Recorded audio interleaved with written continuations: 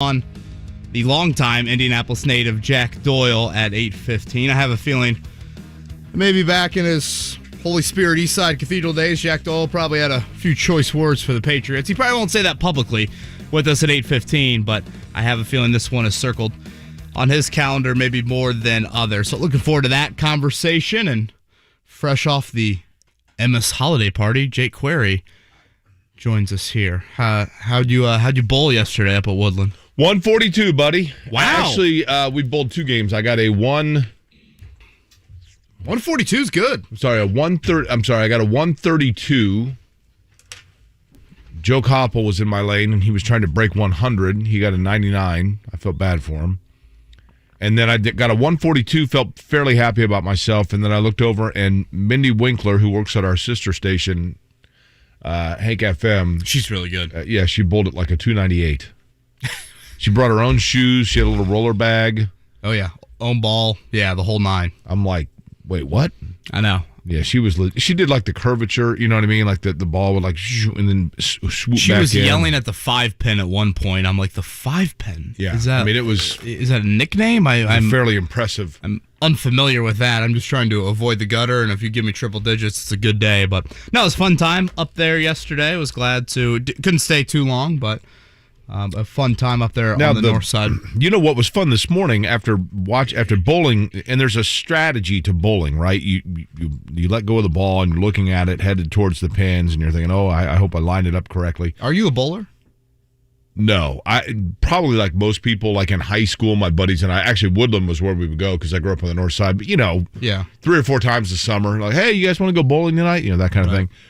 But it was similar. It was a similar strategy of lining up and watching dominoes fall and everything else. This morning, watching you try to navigate the chairs in here, dude. And Mark Dykton as well. Like I've got now. For those that are unfamiliar here in the studio, and we're very fortunate to have a studio on the 6th floor in the MS building overlooking Monument Circle, which is beautiful. And good morning to all of you. But there's I don't know how or why, but there's a patch of carpet missing where my chair goes. So it kind of gets into a rut, and I can't move it. That's where buried treasure is, Jake. I don't know if you know that. Well, I thought maybe like a dog had peed on that carpet so much that they just decided to move the carpet out of there and just go straight, whatever it is, underneath there. Yeah, I had, I think I was supposed to have 4 wheels on my chair. I had 3. So as I'm screwing the last one on, I hear Mark Dykton play the rejoiner, or I guess the opener, I should say. It's kind of myself, like I need to get in front of the mic. Right? It's like the grocery store carts. Yeah, exactly. Yeah, can I not find the squeaky wheel here? But here we are. All I want for Christmas is some new desk chairs. That'd be great. Right, exactly. Priorities there. We've got a busy one today, especially in the 8 o'clock hour. Like I said, Jack Doyle at 8:15. We've pushed Stephen Holder's normal 8 o'clock segment a little bit later at 8:30. We'll continue our Crossroads Classic conversations with Mark Menner, Butler play-by-play voice, at 8:45, and then Jeff Rabjohns at 9 o'clock. Jake, I don't know if Bill Self and Mike Woodson contacted you before yesterday's news, but, I mean, Indiana, Kansas, in a home-and-home, that got to be...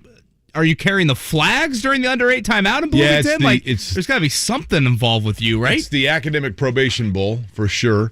For those that are unfamiliar, and I would assume that would be the vast majority of you, I began my college career at the University of Kansas and then returned to Indiana and ultimately went to IUPUI for a semester and then Bloomington.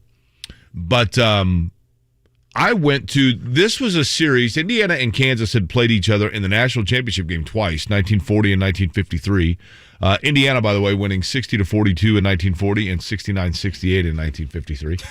And then they really didn't get into a series with one another until in 1993, Indiana had probably Bob Knight's best non-championship team outside of 75. And they lost to Kansas twice. They lost to Kansas in the regular season, and then again were eliminated by Kansas in the regional finals. But they began a series with them in 1994.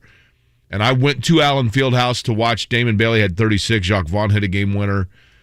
And then in 95, I can't remember, in 91 of the years, Alan Henderson, it would have been 95. Alan Henderson just went off. And Indiana defeated Kansas. And then Kansas kind of got the better end of it. But it was always a good series because obviously you're talking about a complete blue blood in Kansas. And so now that they played each other again, was it in Hawaii a couple of years ago? Yeah, Honolulu. Mm-hmm. But that'll be fun. It's just a 2-year deal, I think, between Indiana and Kansas. Correct. But, those are two teams that, I mean, they should play each other in the pre-conference. I mean, I think it's probably at this point, Indiana fans would circle Kansas more than Kansas would Indiana, truth be told. But still, it's a pretty cool thing to see the two of them play. And I think it's cool, too, Jake, that we aren't playing these games at, Kansas City's, whatever it's called, Kemper Arena, wherever they play the Big 12 title, and Lucas Oil or Gainbridge Fieldhouse. I mean, you are getting these on campus. It'll be at Allen Fieldhouse next December 17th. And then in 2023, the return trip in Bloomington. You look at those dates, though, Jake, I find it interesting, especially after our conversation yesterday with Tom Noy from the South Bend Tribune explaining why Notre Dame wants to back out of the Crossroads Classic. Indiana, they seem to be the other team out of Purdue and Butler that want to back out of the Crossroads Classic. The dates of these games is the Crossroads Classic. Yeah, this is why December 17th, 2022, December 16th, 2023. Now, selfishly, and it's easy for me to say when I'm not Scott Dolson and Mike Woodson, I'd love to be able to fit both on the schedule. But still, I think it's a really, really cool aspect that they're playing on campus. I am curious, and you would have a better idea of this with Kansas's student population. I'm guessing, in most colleges and universities around the nation right now, it's finals week.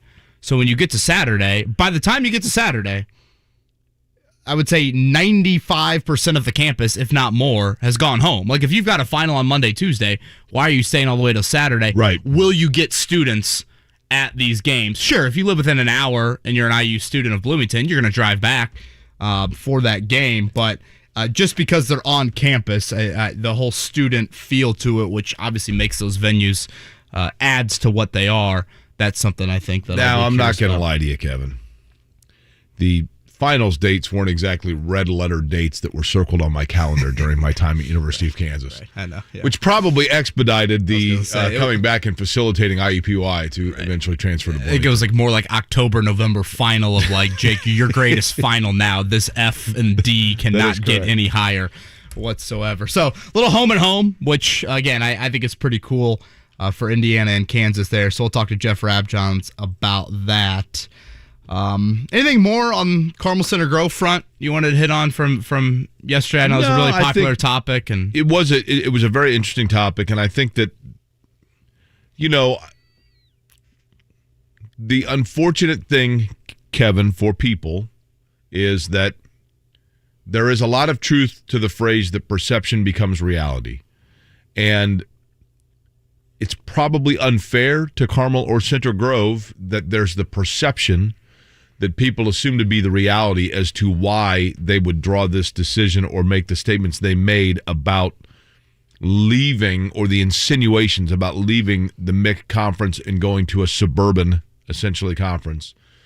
Again, I don't know that it's our place to tab without their word on them, their motivation, as much as to simply examine what that decision impact that it can have.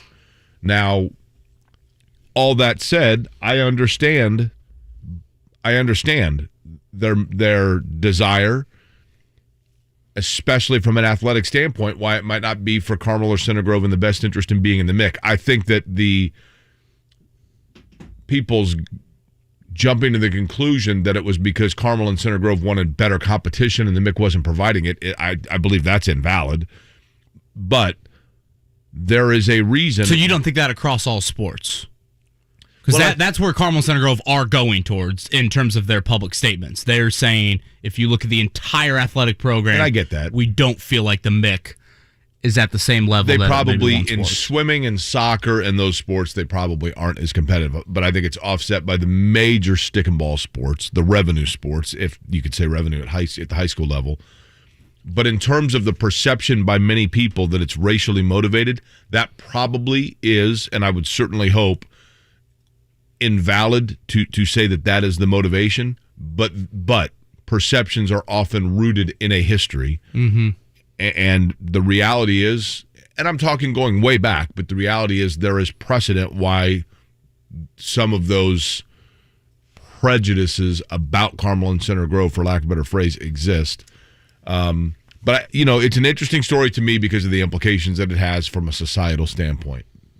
But it's a very long narration as to what those are. You know what I mean? Yeah, I was talking to a couple people at HCC schools yesterday, and again, Carmel, for those that missed it, Carmel Center Grove, the MIC officially pushed them out of their conference. I think it was more of a race of who's going to do this first. Right. Is Carmel Center Grove going to leave on their own, or is the MIC going to, want to have a little bit more public control in this? And the thought was, and yesterday I believe Carmel and Center Grove officially asked to be in the HCC. They had a meeting down at Franklin Central, one of the high schools in the HCC. And again, I was talking to a couple of people from different HCC schools. One person was like, hell yeah, bring Carmel and Center Grove in here. Like, we want our students to play the best. And they have proven that.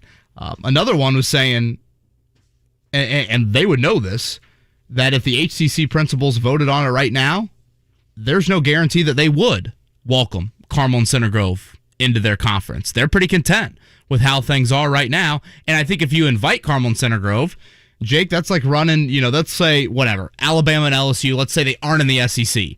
And all the SEC principals are sitting there, or I should say presidents, and they're voting on it.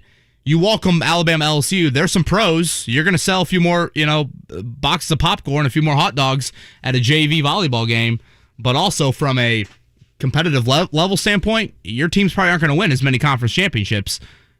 Yeah, I mean, as you thought. So I just, what I'm getting at is I don't think it's a slam dunk that all of a sudden the HEC is going to say, Carmel, Center Grove, come on down, and the vote is 8-0. Of course, the other side of that, Kevin, would be this, and that is if you are Oklahoma, Texas, and the Big 12, in this case, the Big 12 would be the MIC.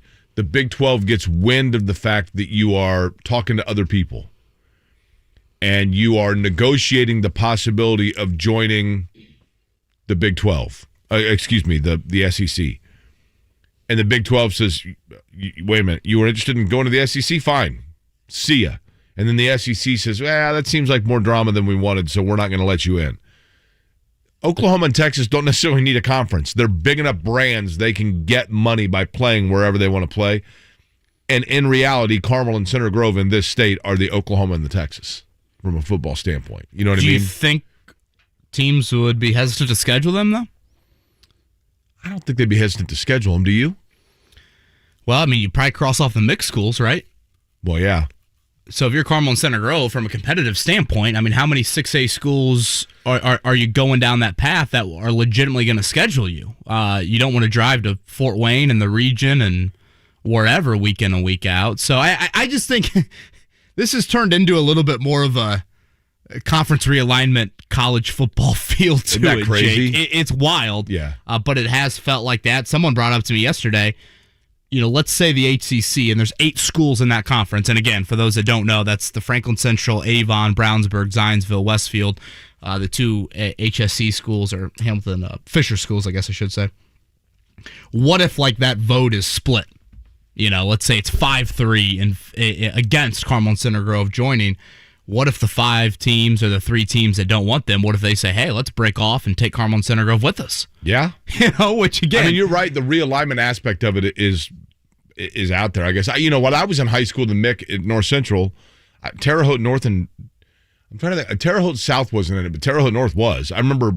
Well, Terre Haute schools were both in it for a while, right? Yeah, after I was there, I think. We didn't have South, I'm almost positive, but we definitely had Terre Haute North because I remember we had a game when I was at North Central, a basketball game because it was in January. I remember I drove my dad's car, and we were sitting in the car because it was freezing out, waiting for the bus. And then I got on the bus to go to Terre Haute, went to Terre Haute, I came back, and my dad's car was still sitting in the North Central parking lot running. Oh, my gosh.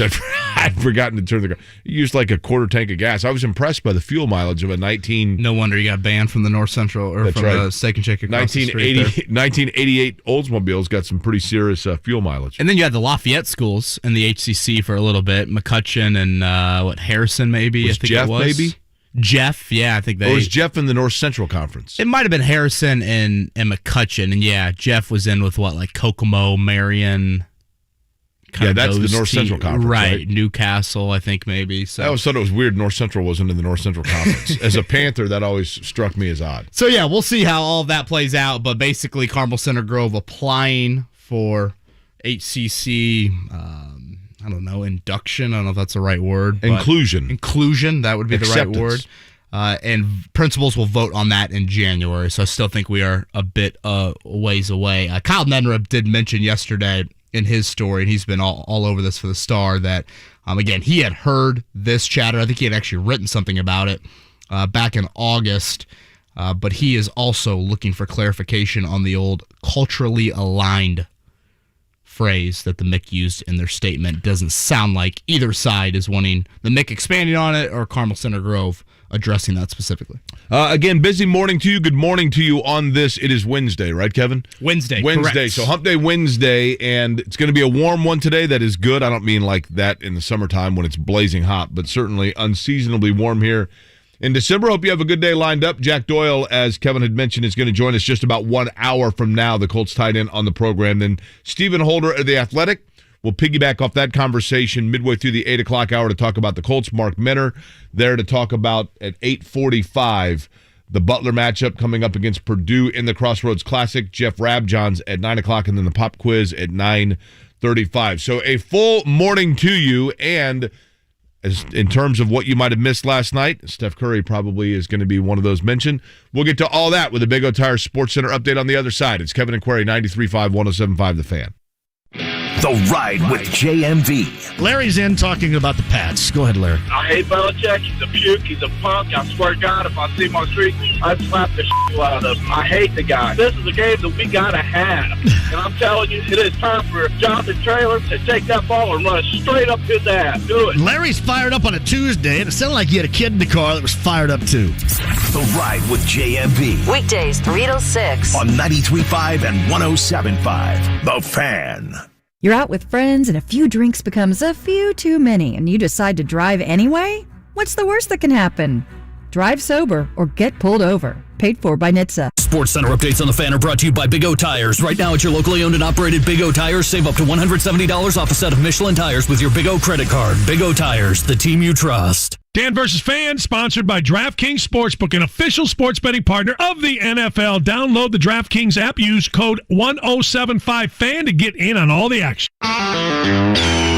This is for the men who never settle, the ones who believe only quitters end a game in a tie, the type of guys who choose the bar with the biggest TVs to overcompensate for theirs at home. This is the Lodge mentality. This is Twin Peaks. Are you a fan of Twin Peaks? Sign up for their e-club to stay up to date on all things Twin Peaks and score free stuff. Signing up is easy. Visit TwinPeaksRestaurant.com/Peaks-Club. Twin Peaks. Eats, drinks, scenic views. This is Ryan Newman for Indiana Donor Network and Driven to Save Lives. I love my family, and I appreciate every moment we spend together. We've talked about some pretty tough stuff over the years, and one thing they know for sure is that I've signed up to be an organ donor. So the next time you're with your family, take a moment and let them know you love them, and be sure they know your decision to be an organ donor. You can learn more at DonateLifeIndiana.org. This holiday season, come celebrate with Big Red Liquors. They're gearing up for their 50th anniversary year in business in 2022. And as your go-to beer, wine, and spirits destination, they're ready to serve you. They're fully stocked on all your favorites with red-hot deals for VIPs and the fastest, friendliest checkout in the business. Big Red Liquors is also a great place to find a gift that anyone would love, whether a bourbon expert, wine connoisseur, or craft beer fanatic. If beer's what you're looking for, they can help with fantastic prices on ice-cold Bud, Miller, Coors, and Busch. Need the perfect spirit? Then come grab a bottle of Basil Hayden Bourbon. On sale only $23.99 with VIP. That's Basil Hayden Bourbon on sale for only $23.99 with VIP membership. Big Red Liquors has been locally owned and operated for 50 years and can't wait to serve you for 50 more. Big Red Liquors, your one-stop shop for fun this holiday season. Indy's number one for new country is 97.1 Hank FM. Maybe some things last forever after all. I hope your bullet feels sparks by the end of the drive. Starting your day with 97 minutes of commercial-free New Country every weekday morning at 8:30 with Joey and Indy. More New Country and fewer commercials means more of this. Hey, it's Luke Combs. This is Carrie Underwood. Hey, y'all, it's Luke Bryan. Indy's number one for New Country is 97.1 Hank FM. When it comes to working at Geico, our best advocates are our employees, like Michael. But since he is so focused on growing his career, we hired an actor to read his story. If you want a job where you get out as much as you put in, Geico is the best place to work. Plus, we promote from within, so there are no ceilings placed on your opportunities. They even offer parental leave to full-time employees. So there's nothing stopping him from going all the way to the top. But not too high. He's scared of heights. Ready to start your career, Indy? We're hiring claim sales and service agents. Apply online today at geico.job/Indy. Hey, it's Stan Dockage here with my wife, the lovely Lee Ross. Lee, we've had several jobs done at our house by the Michaelis Corporation. Some planned, some not so planned. They helped us with an emergency, if I remember correctly. Michaelis did some great scheduled contracting work for us, but when we had a water emergency because a pipe leaked, they were all over it quickly. They got the mess dried out and repaired all the damage from the leak, just like new. Yeah, water in a house where it's not supposed to be can cause a lot of problems. Now it's like it never happened. Yep, when we were in a pinch, the whole crew from Michaelis did a great job around the house, and what made it even better was they helped guide us through the insurance process. Besides their incredible professionalism in emergency services and insurance restoration, Michaelis has experts in waterproofing, foundation repair, mold remediation, indoor air quality, and general contracting. Spelled Michaelis, pronounced Michaelis. Call 844-FIX-INDY. That's 844-FIX-INDY or MichaelisCorp.com. The holidays are doubly important this year, so make your celebrations doubly special. At Kroger, we've got a huge selection of high-quality meats on top of fresh, natural produce, like fresh, never-frozen, prime-grade beef and our Simple Truth organic Brussels sprouts, or delicious king crab legs with our private selection gourmet potatoes. Whew, had to say that doubly fast. Kroger, fresh for everyone. For sizzling savings, take home a bone-in rib roast. They're just $7.99 a pound. Limit one with your card, an additional $25 purchase. Kroger, fresh for everyone. The Sports Center update on 93.5 and 107.5 The Fan is presented by Big O Tires, the team you trust. Wednesday brings the second practice of the week for the Colts and Patriots. Both teams a very healthy injury report here at the start of the week. 52 of 53 guys practiced for each team yesterday. Bobby Okereke out with an illness, not on the COVID list, out with an illness yesterday. That was the only Colt player who did not practice, with all these COVID numbers rising around the NFL. So far this week, Colts and Patriots seem to be avoiding that. Yesterday, Frank Reich on facing a Bill Belichick defense. You know, he's the best ever. This is the number one defense. It's a great challenge. You know, they're very well coached. They're physical. They're disciplined. They got playmakers on defense. They turn the ball over.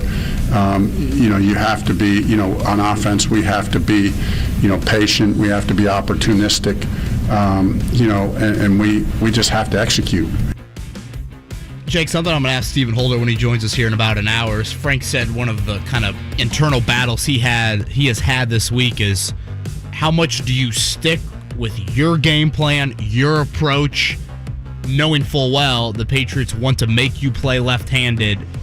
If and when you have to adapt, how willing are you to do that? I think that's going to be kind of a fascinating battle. That won't be as obvious to see, but I think will be huge facing the number one scoring defense in the NFL. You ever watch Rocky? Oh, yeah. So Rocky, if you recall, when he finally beats Apollo, in the final fight, Mickey tells him, like, you've got to go southpaw. And Rocky's like, no. Like, I don't need to go south. I don't need to switch. Right. And then at the very end, when he finally is completely gassed, Mick yells to him like he's ready. And then he finally goes southpaw. He went with what he has known, and he went with what Apollo was expecting. But the knockout came when he finally went with what you didn't expect. So that would be... Run. Zach Pascal or Mo Alley Cox. You run, and then all of a sudden Mo Alley Cox gets you a game-winning touchdown. Yeah. It'll be interesting to watch and see how that plays out. It is a Fox broadcast locally that will also air on NFL Network for those outside of the viewing market. Kevin Burkhardt, Greg Olson, Pam Oliver, Christina Pink.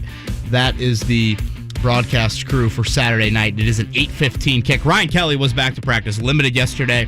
Said he had mild symptoms with his positive COVID test, but was able to get back to practice, so he should be good to go for Saturday night. Again, Jack Doyle going to join us here around 8:15. Tomorrow night, it's a big one, Thursday Night Football. Chiefs at Chargers. Both teams dealing with some key players on the COVID list right now. For the Colts, they want the Chiefs to win. Right now, the Chargers 8-5. They are the top wildcard team of those three spots here in the AFC. The Chargers are they've been hit pretty hard, right? Yes, very hard. Rashawn Slater, their stud rookie tackle, is on the COVID list. I think Keenan Allen is back, though, if I'm not mistaken. But yeah, very explosive offense. And that's a big one, really, for the AFC West. You know, if the Chiefs lose that one, you know, the Chargers could factor in, I think, to possibly winning that division. Because didn't the Chargers beat the Chiefs earlier in the year at Arrowhead? So this would be a season sweep. I'm telling you, I think the Chargers, to me, they remind me a lot of the Colts in the fact that, like, I don't think anybody wants to see them in. Because, yes, I realize consistency is not necessarily a strong suit. But when they are on, I think the Chargers, you know, they've got a lot of weapons offensively. Yeah, very explosive offense. Correct. Tonight, up in Milwaukee, Pacers and Bucks. You want to talk about the Pacers finally catching a break. And I guess I should say they've caught some injury breaks this year. But Giannis Antetokounmpo, health and safety protocols for him. He is out tonight. Brooke Lopez remains out. Dante DiVincenzo is out. Chris Middleton, questionable after he hyperextended his knee the other night. Jake, this could look like the Pacers against the Green Bay Grizzlies, or I don't know who's their G League team. Yeah, the Appleton Astronauts. Listen, a couple of things here about the Pacers. Number one, they got to take advantage tonight. I mean, this is sometimes if things fall your way, you got to be able to take advantage of it. Yes. And this is one of them where no reason to not go up there and take advantage. Secondly, I did see yesterday, you know, Goga has been, yesterday it was announced that he's been assigned to the Mad Ants, you know, on a back and forth contract, and people were like, see, this guy's a bust. I get it. Look at the players around him. It's not, when you look at Goga Batadze and where he was drafted and now being upset that he is in the G League, I understand that sentiment. But so too are like the four guys. Now, Poole from last night, let's see what Poole did last night for Golden State. Jordan Poole had 8 points last night. He was drafted like 5 spots behind, and he has been a nice player for Golden State. But if you look at other players that were on the board that the Pacers passed on to take Goga Batadze, it wasn't like they were. I mean, Jordan Poole. There you go. There's the guy that they passed on. Kevin Porter went much later, but he's kind of a knucklehead. You know, for where he was slotted in that year's draft, I don't think you can necessarily completely say it was a bust. We'll see if Justin Holiday makes his return. A kind of a conditioning thing, why he continued to sit out on Monday night, didn't play there. But again, without Giannis, that is just a massive break because the Bucks have absolutely dominated the Pacers. They've won 10 of 11 against them. The Pacers have lost 6 straight to Milwaukee, given up at least 118 points in all 6 of those losses. Pacers will then play tomorrow night here against the Pistons, the probably the worst team in the NBA, the Detroit Pistons. And then it's 5 days off, kind of a unique scheduling quirk here for the Pacers before their next game after that. That's at Miami. So I think a great opportunity here, even on a back-to-back. Considering the injury report, anything short of a sweep would be a disappointment. You brought it up earlier, Steph Curry last night. Jeez, I almost fell out of my chair there. What's going on over there? Are you doing okay? No. Are you doing shots over there? What's going on? It kind of looked like Spike Lee taking pictures last night on the... Kevin leaning over about fell out of his seat right there. On the floor. Not much time wasted in that game last night before Steph Curry said, let's stop this game and celebrate a little bit after the game-winning 3. Old man yelling at clouds here. It was cool last night. Don't get me wrong. I have no recollection, and I said this last night. I'm like, I don't have any recollection of when Reggie Miller broke this record. I don't remember a pursuit of it. I don't remember a countdown. I don't remember a celebration. I don't remember a stoppage. And then Mark Monteith sent me a thing that was like, yeah, I actually covered the game when it happened, but Dale Ellis was still active, so they actually kind of jockeyed back and forth a little bit, so it wasn't like it was like... You didn't have Dale Ellis courtside or anything like that. Correct. It wasn't an existing mark that wasn't going to change.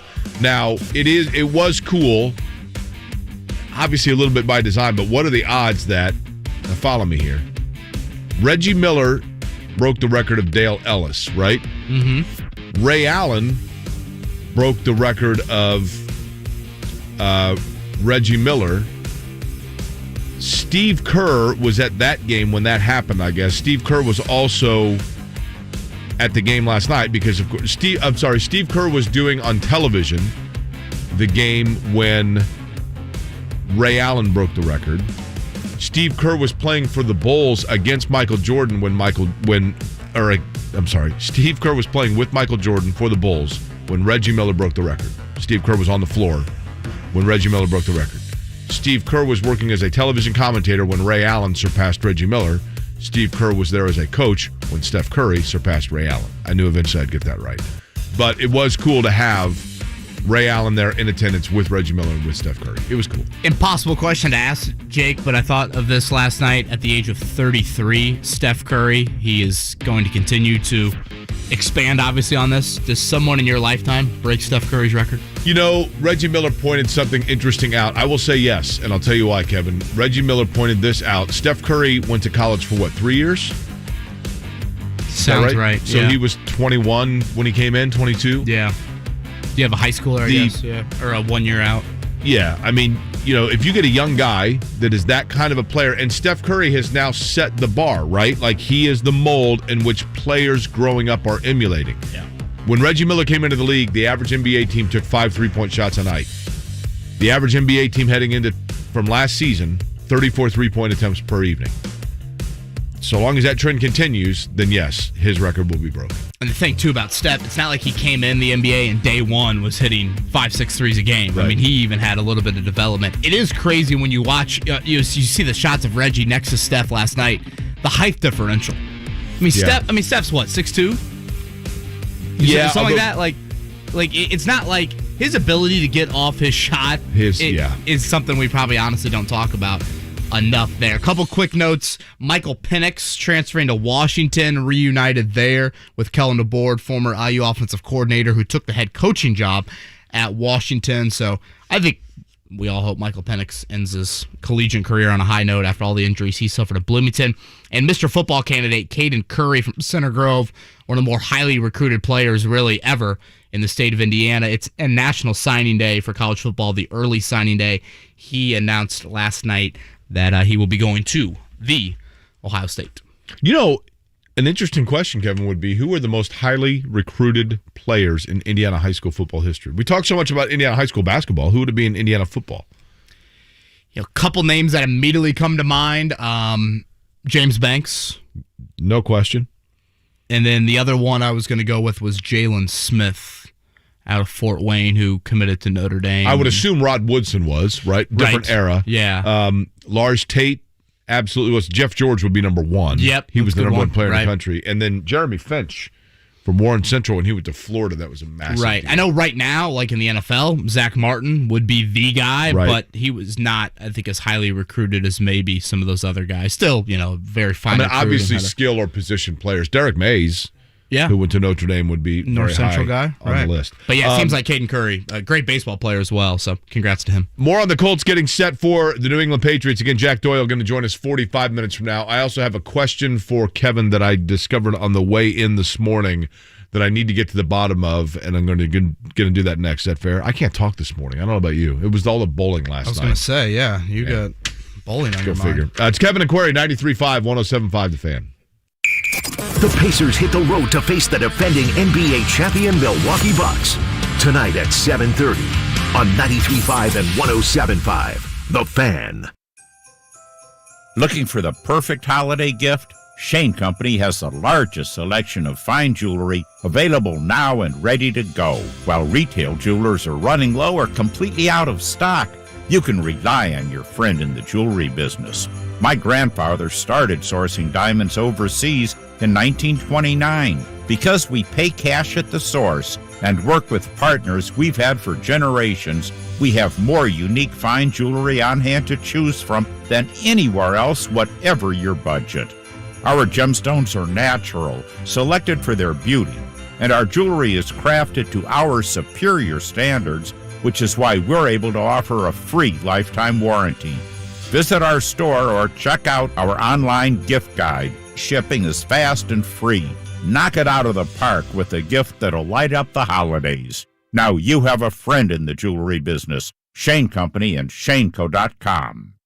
Golf Performance Academy at Golf Club of Indiana's 6,000 square foot indoor-outdoor golf facility is geared toward lessons, club fitting, practice of the full swing, and putting. Each hitting bay offers flight scope technology to track each shot and provide feedback. With 8 large-screen TVs, full beverage service, free Wi-Fi, and a conference room, they can provide opportunities for social and corporate functions. The Golf Performance Academy, the only facility of its kind in the state, even in the country. Call 769-3482 for more. This holiday at Metro by T-Mobile, the big 5G upgrade just got better because now Metro has the largest selection of free 5G phones in prepaid, like the Samsung Galaxy 5G. And Metro gives you 1 line of unlimited 5G data for just $25 a month, with 5G included at no extra cost. So you'll be able to stream, snap, upload, and share the holiday cheer all season. Ring in the holidays with the big 5G upgrade from Metro. Get unlimited 5G and a brand new 5G phone when you switch and trade in. More choices on free 5G phones, more savings, and more 5G coverage at no extra cost. All with the power of the T-Mobile 5G network. That's how you get more for the holidays. Only at Metro. After 24 months, $25 price may increase. Limited time in store only. No tethering. Unlimited on network only. Required port from eligible carrier of congested data users greater than 35 gigabytes per month. Notice lower speeds, and Metro customers notice lower speeds versus T-Mobile due to deprioritization. Video at 480p. See store for details. Ryan Kelly is a home loan expert. We got him on the line right now, but you can call him at 317-550-1515 or just go to thehomeloanexpert.com. And Ryan, the men and women of our military have always had a special place in your heart and everybody at the Home Loan Expert team. Is that why you developed the Hero Loan? That's exactly why we developed HeroLoan.com for our active and retired service members, our veterans, our true heroes here in this country.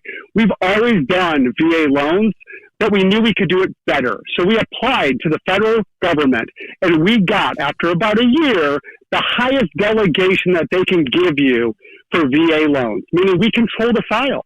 We handle the file from start to finish, and that gives us those fast turn times. We can close VA loans in 14 days. We pay for the appraisal and help with the paperwork. Nobody's got your back like we do. If you're VA eligible, get the loan that you deserve today at HeroLoan.com, the only way to VA. The shopping days are dwindling, but Payless Liquors has plenty of gift-giving ideas at great prices. Fireball candy canes with 10 Fireball shots are only $8.99. Benchmark pints are $3.99. Woodford Reserve and Basil Hayden 750s, your choice, just $33.99. Daniel's Holiday Wine from McCordsville features a label of Monument Circle at Christmas is only $11.99 a bottle. Oyster Bay $9.99 a bottle, and Behringer White Zin just $2.99 at Payless Liquors. 26 family-owned locations that are serving you 7 days a week. And online at PaylessLiquors.com. Don't pay more, get more, pay less at Payless Liquors. Hey, it's JMV for BullseyeEventGroup.com, the Colts VIP tailgate presented by Hayes & Sons Restoration. It's a big one on Saturday. The Patriots are in town, and your pregame party is going to be a 10. All you can eat, all you can drink. DJ Skids, DJ Helicon inside the Bullseye Event Center. The pregame party of the year this Saturday, and you can be there. Also, combo this up with tickets to the game, and you're set, and all you have to do right now is log on, BullseyeEventGroup.com. Hi guys, Jack Hope with Hope Plumbing here. I just want to take a minute to discuss how great a career in the plumbing trade can be. What I want to do is list just some of the benefits that we offer our employees at Hope Plumbing, just to give you an idea of how good of a career it is. We offer paternity and maternity leave. I think we try really hard to provide an incredible work-life balance. We have several plumbers this year who will make well over $100,000, and the average salary for one of our plumbers is in the $90,000 range. We offer health insurance to everybody, short and long-term disability insurance. We have regular company parties. We offer free schooling. We have a 401k plan that we match. I think we have an awesome vibe and culture. You get up to a month of paid vacation, and we send all of our guys to service trainings all over the country so they can keep getting better at their jobs. If you want to hear more, give us a call at 317-641-HOPE. Caesar's greetings, people. Caesar's Sportsbook wishes sports fans everywhere a happy, healthy, and parlay-filled holiday season. Your app is ready, Emperor. Download it. Terms and conditions apply. Must be 21 plus.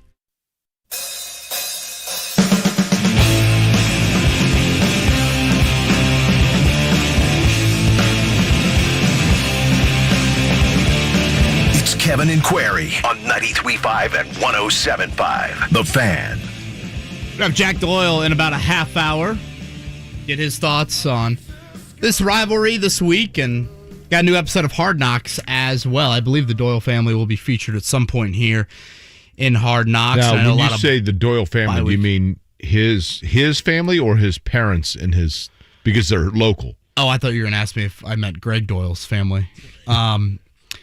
I believe just Jack. I assume just Jack and his two sons and wife. But yeah, that's a fair question. I mean, hell, if you want to feature the whole Doyle family and all the cousins, you might need another 15 episodes of Hard Knocks to get through everybody there. But I believe just his, kind of like we've seen with the Leonard family, with the Wentz family, things like that. I know a lot of bye-week type stories will be the focus tonight on Hard Knocks. I saw Darius Leonard tweeted out earlier. It's, I believe, the 9-year anniversary of his brother's death. I think that will be a storyline as well tonight. So we had Steve Trout in here yesterday doing some filming stuff. We'll have him on tomorrow to recap episode 5?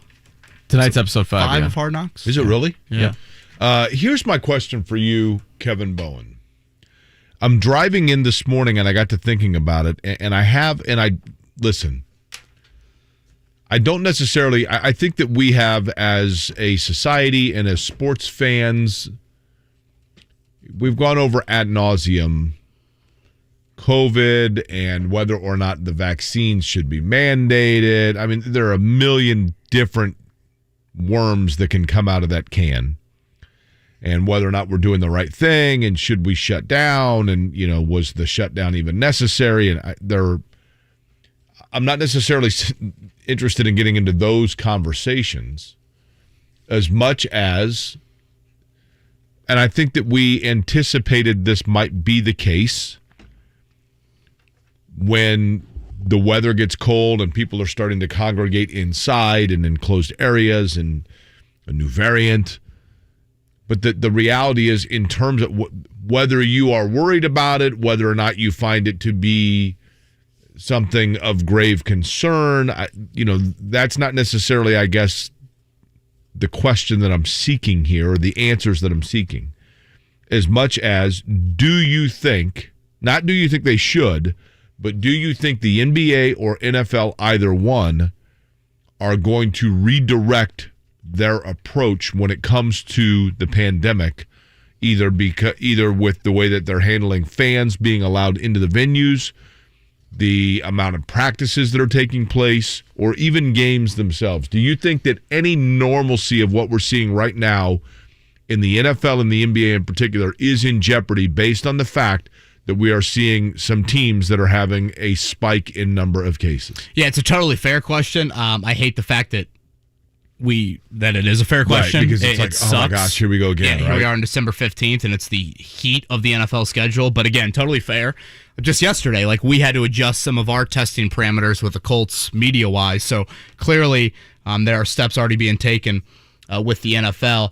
I'm really hoping that my brain is not, or my heart is not seeping into this answer, because I want it to be no, Jake. I do think we will not see adjustments game crowd-wise in the immediacy. I don't think we're there. Where I think we will see some tweaks, and we've already seen it, is I do think the protocols for all sports leagues are going to change a little bit. And by that I mean, currently vaccinated players, I believe, are tested 2 days a week. I would guess that number rises. I mean, just my straw poll of talking to people, in my neighborhood or here at work or whatever, you're seeing vaccinated people, people that have gotten the booster, test positive, right, I think, at a more frequent basis. So I think you need to start testing. If these are going to be your rules and your protocols, I do think increased testing frequency is probably a route that needs to be taken. Now, let me tell you, we'll go with the two teams here locally, okay? We'll begin with you and your experience in covering the Colts. For those that are listening and that are not credentialed to be out at the Colts complex or Colts games, either one, you, as somebody who then has access to the locker room and the team and in covering them, the protocol in which you have to go under is what? So all season long, we have gotten tested every Wednesday just before media availability begins, and that is the big media day in the NFL. That's a PCR test. So those results don't come back until kind of early wee hours of Thursday morning. And we don't have locker room access. The only access that we have is in a media room 6 feet away from all players, coaches, and have to be masked. And when we now, go to practice, we can remove the mask, watch practice outside without a mask on, and by no means were we ever within 6 feet of players. Do you have locker room access at the complex during the week? Zero locker room access, game days, practice, and that is an NFL league-wide mandate. So from an NBA standpoint, now I can't speak to from... NBA's the same rules in terms of the locker room. Okay, I mean, right, they bring in to a post-game press conference. Yeah, podium right? setting. Now, from a fan standpoint, I know that for the NBA, like if you are in the lower level seats within, I think it's like 8 rows of the benches, to get in, like at Gainbridge Fieldhouse, to get into that lower ring of seats within bench proximity, you go in through a separate entrance to the arena where you have to either show proof of vaccination or be tested on site. With a negative test, you are then given a wristband to say that you've cleared that protocol. It is requested but not mandated that you wear a mask once you go into the areas where other people are. So, I'm curious if those protocols change and tighten for like the entire arena, or do they move people back even further? I don't know the answer to that. Yeah, I don't think we're there yet, but I do feel like you're starting to see numbers, and I'm probably a little bit more locked into the NFL numbers that are rising, and I think a big reason why is just because you aren't testing on as frequent of a basis. So basically what could happen is, a vaccinated person that doesn't get tested every day, they could be carrying the virus, quote unquote, for 3 or 4 days without you knowing. They test positive, and then potentially they've passed that virus on to another player or something. And again, and I appreciate everybody's patience here in this because I realize it's a topic we've been talking about forever, so it almost gets... you get a fatigue in talking about it, so I get it. The one other thing, I was going to say in terms of that, in the NBA, I know if a team, obviously you're talking about 15 players on a roster as opposed to 53, 60 with practice squads, whatever it might be. In the NBA, if you don't have enough players, you forfeit the game. The Chicago Bulls have kind of been at risk of that. They at one point had, I think, 8 or 10 players within the protocol. Well, they've got 2 games postponed. Yeah, and so if they can't field, I don't know how that works in terms of the postponement. If they then, after the postponement, they must do like 1 or 2 postponements waiting for the second-day test. I mean, they can forfeit games based on it. They're not going to put them off forever is what I'm getting at. So that's where I wonder if the NBA doesn't put itself in position where they're like, look, we got to move forward here. And just teams are going to have to forfeit, or do they put a pause? I mean, I think there's some discussion on whether or not they're going to put a pause on the season itself, which is interesting. Here's another question for you that I was thinking about. Do you have pets? No, I grew up with a black lab. What was the black lab's name? Rudy. Rudy, okay. She was a female, so with an I. Did you clearly name Rudy for the Notre Dame deal? Come on now. Yeah. But then why not with a Y? Female, so we went with I. Okay. Yeah. Yeah. Rudy, yeah, I miss her, but allergies kind of built up, and man, having a pet, from what I see, it's like having a kid, maybe even more. Oh yeah, there's truth to that. So we have Rosie can see the neighbors' pets. Oh well, that's not. Yeah, okay. So do you lease the neighbors' pets? Well, we don't lease, but if they're outside and Rosie wants to run over there, we will happily say, "You guys care if Rosie comes over?" Yeah, Okay. Yeah, we'll make sure to get a 6-pack of beer for you. Well, so here's my question. I saw this, admittedly, I'm ripping this off. I saw like a TikTok or something with this, but I thought, now there's a question. Wait, you're on TikTok? No, but it gets tweeted onto your timeline all the time, right? So, and this is the kind of stuff where I think to myself, now that guy, that's the kind of guy we need, like making executive decisions about things like COVID in the NFL and NBA, because that's a deep thinker, okay? And so this guy posed a question on TikTok, and I said to myself, now that is the question people need to wake up to this morning and think about, and we need to do a survey on this one. Is it Petsmart, like you're smart to buy things for your pet at the store, right? Like the smart place to go for your pet is Petsmart? Or is it Petsmart, like a mart for your pets? Oh, I would have gone, I don't think you're asking this, but I would have gone the singular, Petsmart. Right. Okay, so meaning what? Meaning be smart about what you're providing your pet. Right. Okay, Mark, your thought? Petsmart, as in like a shop for pets. Spell that. See? Petsmart. No apostrophe? No. But I don't think, is there an apostrophe in it? But their logo... Is this like Kroger's and Myers? Well, their logo is spelled as though the smart is the separate word from pet, but there's like a little bouncing ball thing that kind of implies maybe they go together. So then is it a mart for pets, like Mark is saying? A pet, like the mart of pets. Although they're not selling pets, but it's a mart for pets. I think you can buy pets there, can't you?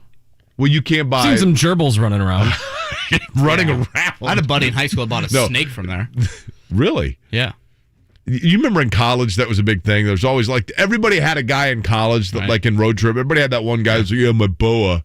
Yeah, exactly. Right. Yeah. Reggie Wayne had his boa that Ed Reed. Yeah. I'm gonna have girls come to my dorm room and yeah. Pet the snake. Yeah. Reggie Wayne's boa's name was Law, and then Ed Reed, when Reggie Wayne was a rookie with the Colts, Ed Reed was left to be in charge of Law at Miami because Ed Reed still had a year of school left. Boy, that's great team bonding. And Reggie Wayne tells the story about getting a text one day from Ed Reed. He hadn't heard from him in a couple, they're busy with their respective seasons. And it just said, "Good morning, Law dead." And so Reggie Wayne called him and said, "What are you talking about?" And Ed Reed said, Law's dead. And he said, "Well, are you feeding him?" And he goes, "Yeah, you told me to feed him like once a month, right?" Oh, my God. So the boa didn't make it. LaRon Landry had a pet monkey, which, if anyone knows LaRon Landry, that kind of sums up everything. Yeah, that's it. Where is LaRon Landry now? Boy, that's doing a great Michelin question. commercials? I don't think he'll be banging the anvil on Saturday. Him and Bjorn Werner, yeah, it's probably good. Where are they now? I did say TJ Leaf yesterday. We got Scott Agnes coming on tomorrow. TJ Leaf's playing in China. I saw that TJ Leaf, whose dad, by the way, played at Lawrence Central. TJ Leaf was playing for Portland for a while there, right? He's another one, Kevin, that like people talk about, and I know it's Playing for the Portland Pilots. Well, yeah. I think that's an MLS. If you look, for example, TJ Leaf, and I know that there's popular sentiment of like, how in the world did the Pacers draft TJ Leaf? Fair question. Locally, everyone was screaming for OG Anunoby. But and Anunoby is a good play. I mean, there's no doubt, right? Although he has been injured, like health has been an issue with OG Anunoby. But I mean, TJ Leaf couldn't carry OG Anunoby's bags into the building. I get it, but at the same time, like he might be a little bit different example in terms of who they passed on to take him, right? If you look here, the players that went immediately following TJ Leaf, John Collins is a good player. Very good, yeah. Terrence Ferguson, Jarrett Allen's a really good player, and OG Anunoby. So that one carries a little bit more resonance to it of like, oh my gosh, how did they screw that up? Because there are other players. Derek White's not a bad player. How about Caleb Swanigan, though, went 26th. Have you seen him lately? He, unfortunately, is not going down a great path, it seems like. Yes, Caleb Swanigan, clearly his career is over with, and I think he's had some legal issues, but unfortunately... physically doesn't look great. The weight that he worked so hard to keep off. I mean, I think his natural body weight was that of being a heavy-set individual, and once he stepped aside from playing a little bit, I mean, it was he lost a bunch of weight, to get to... Well, that's Purdue. what I mean. Yeah, he was a naturally heavy kid... Right. Who got in unbelievable shape. I remember going to a Purdue practice when Caleb Swanigan was playing for Purdue. I went up there for a practice in Mackey, and he was wearing, underneath his jersey, he was wearing the upper half of a wetsuit. And that's what he wore in practice like all the time. Right. And it was to help keep that weight off. And Kevin, as you know, you can train your body to work from a physical elite standpoint a certain way. But once you stop, that's why you see so many athletes that you think to yourself, like, man, he's really put on weight. Well, yeah, I mean, you're not burning 7,000 calories a day anymore. It changes things, right? I mean, your body just is like, hey, what's going on here? Yeah, definitely. But, so what are you going to do? But At any rate, Mark, are you looking up something on PetSmart? You seem very busy. What would you like? I got Brett actually has got it here. He just tweeted at me. When you Google PetSmart, they capitalize the S, indicating Pet Smart. Yeah, that's what I have too. A chain of pet superstores which sells pet products, services, and small pets. So again, in other words, you want to be smart about what you're providing your pet. So that's the thing. Like, is it that you are to be smart about your pet, or is it that going there makes your pet smart? I don't think the IQ of your pet is being. I mean, you don't think debated here. I think you are making smart decisions about your pet. See, I think you're buying because if you go in PetSmart, there's no human food there, so you're going to a market for pets. A pet mart. Right. See, I'm kind of leading. Can we with please Mark not here. ask Jack Doyle about this topic? That should be our leading question. Where do you stand on this? I'm kind of with Mark on this. Yeah. Actually, you can't buy gum at PetSmart. I'm you can buy bones Mark, and biscuits. I wish people could see Mark typing right now. He's very adamant. He's bordering on angry over this, and Kevin is wondering where the hell we've gone on a Wednesday. I think we're losing the old YouTube chat. All right, well, Jack Doyle's going to join us at 19, and once again in Jack Doyle fashion, try to save us on 3rd and long. This is a sports town. You're a guy. Or a gal. So 1075thefan.com is your website. From the Colts to the Pacers, from IndyCar to Indy high school sports, plus coaches' interviews, event info, free stuff, and beer. There's no beer. My bad. Plus blogs and podcasts from Kevin and Query, Dan Dockich, and JMV. And you can always listen to us live from anywhere on planet Earth. 24 hours a day. All at 1075thefan.com. You're out with friends and a few drinks becomes a few too many and you decide to drive anyway? What's the worst that can happen? Drive sober or get pulled over. Paid for by NHTSA. Hubler has certified service and maintenance for the life of your vehicle. Get everyday value pricing on service and parts and schedule an appointment with ease at drivehubler.com.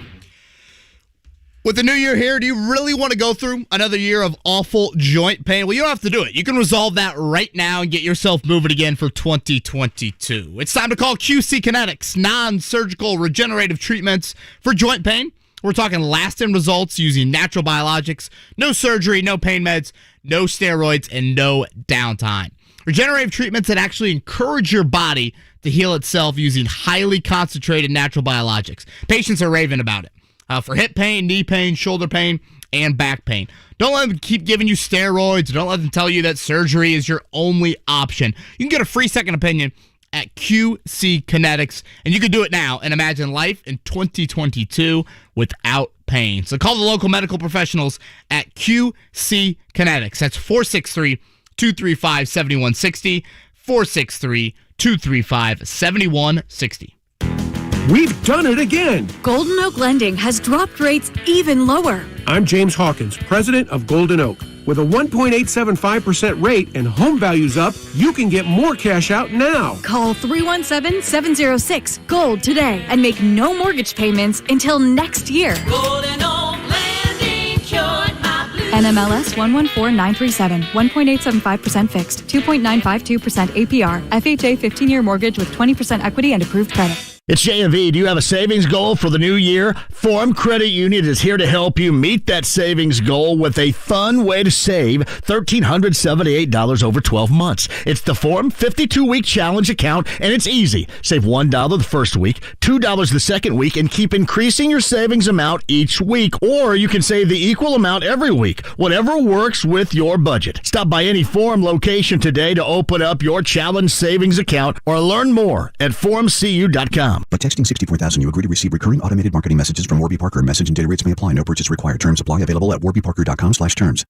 Did you pay too much for your glasses? Ever wonder why glasses cost so much? It's because for decades, the eyewear industry was dominated by a single company that kept prices artificially high while reaping huge profits. Warby Parker was created to change that. I just made my first Warby Parker purchase. The glasses were everything I could have wanted and more. I absolutely love them. And they only cost $95, including prescription lenses. Warby Parker's glasses are designed and produced in-house, so you get high quality for a fraction of the price. Warby Parker's glasses start at just $95, including your prescription, plus scratch-resistant anti-reflective coatings and UV protection at no extra cost. Now, do you need new glasses? Text GLASSES to 64,000 to pick 5 Warby Parker frames to try on at home for free. That's GLASSES to 64,000 to get started for free. GLASSES to 64,000. 93.5 and 107.5. The Fan. WIBC HD2 W298BB WIBC HD3 W228CX Indianapolis. Titans Steelers and Packers Ravens in an NFL doubleheader. Sunday at noon on 93.5 and 107.5. The Fan. It's Kevin and Query. We'll have some classes at times. Hey, we're calling the plays, all right? Hey, we gotta run the ball. Please pass, watch. We'll run the ball. Can we run it down there? This play. We run it down. Yeah, Jeff. Okay, so we will. All right, we call pass plays. Block. On 93.5 Boom, baby. and 107.5. The Fan. Practice number 2 for the Colts today. Jack Doyle is going to join us here in about 15 minutes, and the line starting to climb a little bit, continuing to be in favor of the Colts. They are now 2.5-point favorites for Saturday night. It would be the Patriots' first loss on the road this season. Jake, we're going to have Stephen Holder on after Jack Doyle, and one question that I have for Stephen is whether or not he says Petsmart or Petsmart. No, I think I'm going to leave that one. Hopefully for our listeners in the 7 o'clock hour. Good question to ask him, actually. They got everything they wanted there. I think the Colts are by far the more talented team of these two meeting on Saturday night. I don't look at New England's roster 1-53 and have a whole lot of fear in individual talent.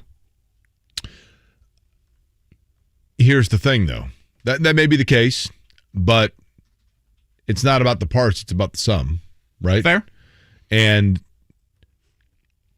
I really do think, a year ago, I'm not going to say that I questioned Bill Belichick by any stretch of the imagination, but I felt like there was suddenly like a beam of light cracking through that armor of his coaching genius by seeing Tom Brady go to Tampa Bay and win.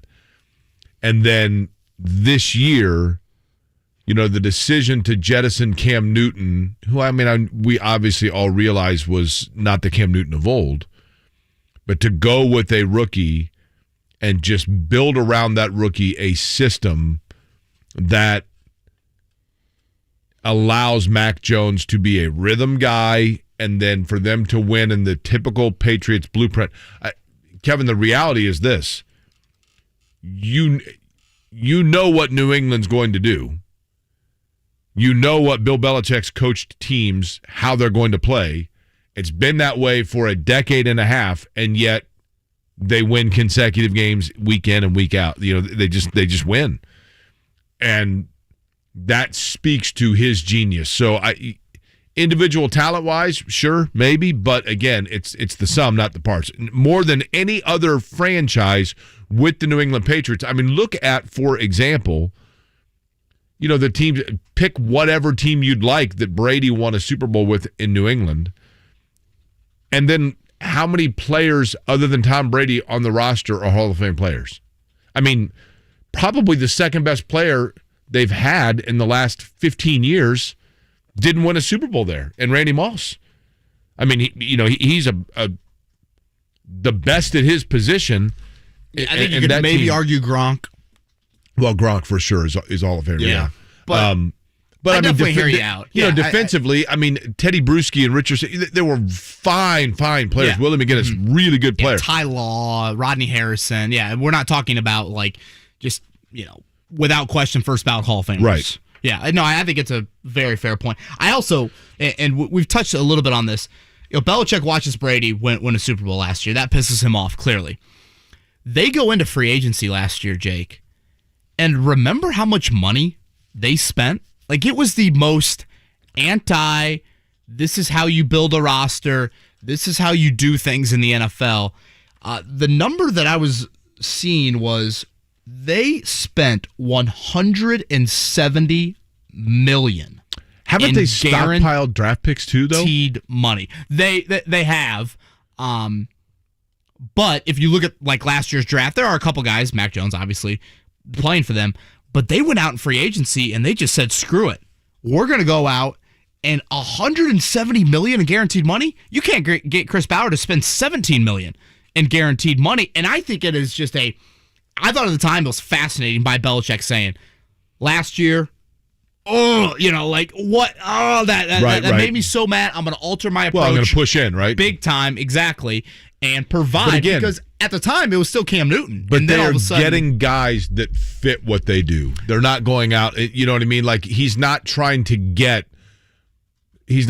wedge pegs into holes that don't fit. It is, hey, you know what? This is what we do. Who fits into that? Yeah, I think that is true. I also think it's a reminder of $170 million in guaranteed money. Okay, that's astronomical. The Colts are never going to sniff that. But I think it's a reminder of you can spend in free agency and find success as a team.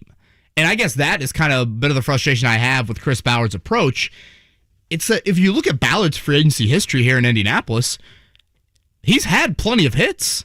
It's just he hasn't taken enough swings for my liking of you can bolster this roster in the month of March. You look at whether it's Danico Autry, Justin Houston, hell, Eric Ebron was a good signing. I know it didn't work out in the back half of the second year, but you got more than you could have hoped in that first season out of him. I think what Belichick and the Patriots have shown is if you can find the right, guys, you can significantly bolster your roster and make a big-time jump, and they have done that. And I do think at the end of the season, because the Colts do have some money, that hopefully Chris Ballard will look at him and realize, hey, I've done a good job in free agency. It's just not had the quantity of moves that I think you're missing out on in the month of March. By the way, more and more people are chiming in on the Petsmart conversation. I think, people like to be, Kevin, in the morning time. You wake up, you want to be stimulated, right? You drink your coffee because you need caffeine to stimulate you. You turn on the radio because you want to hear audio to stimulate your senses and get your brain moving. And then things like the intellectual, deep thinking questions of, is it Petsmart, meaning you're smart to go there for your pets, or Petsmart, meaning it's a mart to buy items for pets? That's the kind of stuff that people truthfully are craving and looking for. Like your dog is craving kibbles and bits, and he goes to Petsmart because it's a mart for pets. Or he's craving kibbles and bits, and he's smart to go to the store that sells it. Those kinds of things going on in people's minds at 8:07 on Wednesday. They're thinking to themselves, that's what I signed up for. That's why I turned on my radio this morning. So you must be getting comments from, I don't know, family, close friends. I'm getting comments from Nate that says someone needs to check what incense is being burned.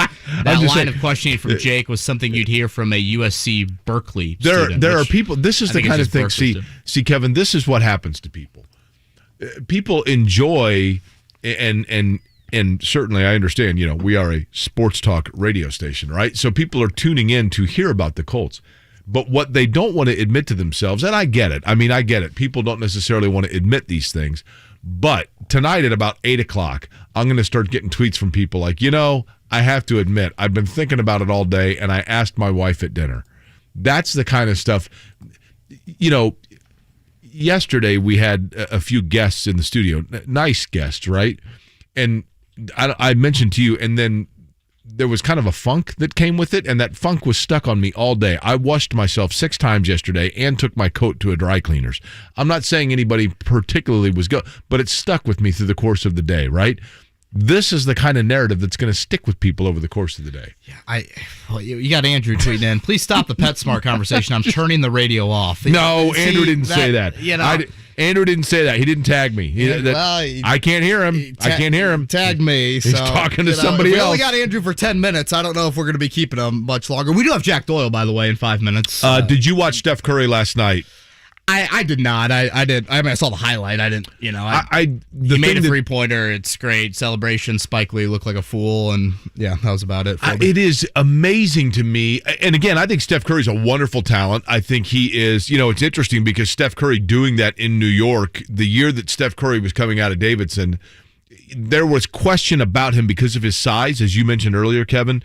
And I can tell you, New York, the Knicks absolutely were sitting there with their fingers crossed, hoping that Steph Curry was going to fall in the draft, and they felt like, he would have been obviously the centerpiece of what New York was trying to do to turn things around. And you wonder where the Knicks would be had Steph Curry landed there. He went one spot before New York was on the clock, and they ended up taking Jordan Hill. But who was like the next best available, I guess, right after Steph Curry. Wasn't Jordan Hill a pacer at one point? He was, as a matter of fact. He had cool hair. He's the guy. Great. Jordan Hill was the one that there was a guy from China that was a Pacer fan that was a huge Jordan Hill fan, and Jordan Hill paid for the guy to come over here to go to games from China. But at any rate, the Curry draft, you were bringing up drafts earlier, Jake, about TJ Leaf and whatnot. Wasn't that Rubio and remember Johnny Flynn? Minnesota took back-to-back point guards, right? Correct. And Steph wasn't one of them. Correct. I mean, you talk about hindsight being 20/20. I thought Ronald Nora told a great story the other night. I forgot about that Butler-Davidson game. Remember when they used to do the bracket busters? Yes. Remember that kind of the mid-major teams would play, a marquee non-conference game in the spring to kind of help their resumes or whatever. And Nora did an incredible job on Steph, and obviously the tournament run of them making the Elite Eight and all of that. He struggled at Purdue also, didn't he, Steph Curry? They played Purdue, and was it Chris Kramer that guarded him? Yeah, that rings a bell to me. I don't know if it was at Purdue, but yeah, that does ring a bell. Here's the draft. The draft when Steph Curry came out, you had Blake Griffin taken number 1 overall, who I've always felt is the most overrated player in the last 20 years in the NBA. He can dunk over Kias, that's great. He can't do anything else. Who? Blake Griffin. Hasheem Thabit went second. I think he was a Mad Ant at one point. He probably was. He's made, I think, the full tour of G League teams, right? James Harden, third, fine. As a matter of fact, James Harden, I'll give credit to. I was going to say, I would say James Harden's better than fine. And Oklahoma City, I remember I was like, James Harden, really? From Arizona State? Okay. Tyreek Evans went fourth. Oh, boy. Gosh, all these former Pacers and Mad Ants now everywhere. Out of the league. Ricky Rubio and Johnny Flynn, back-to-back, 5th and 6th. Because they needed good quality point guard play in Minnesota and decided for those two over Steph Curry, who went 7th. Jordan Hill was 8th, then DeMar DeRozan, Brandon Jennings, Terrence Williams. So obviously it fell down. That was the year that the Pacers took Tyler Hansborough over Drew Holiday, Ty Lawson, Jeff Teague. That particular draft. All these why are there so many former Pacers from that draft? That draft. The night before, because that was during an era where the Pacers were really searching to try to find something, right? And they're just going through.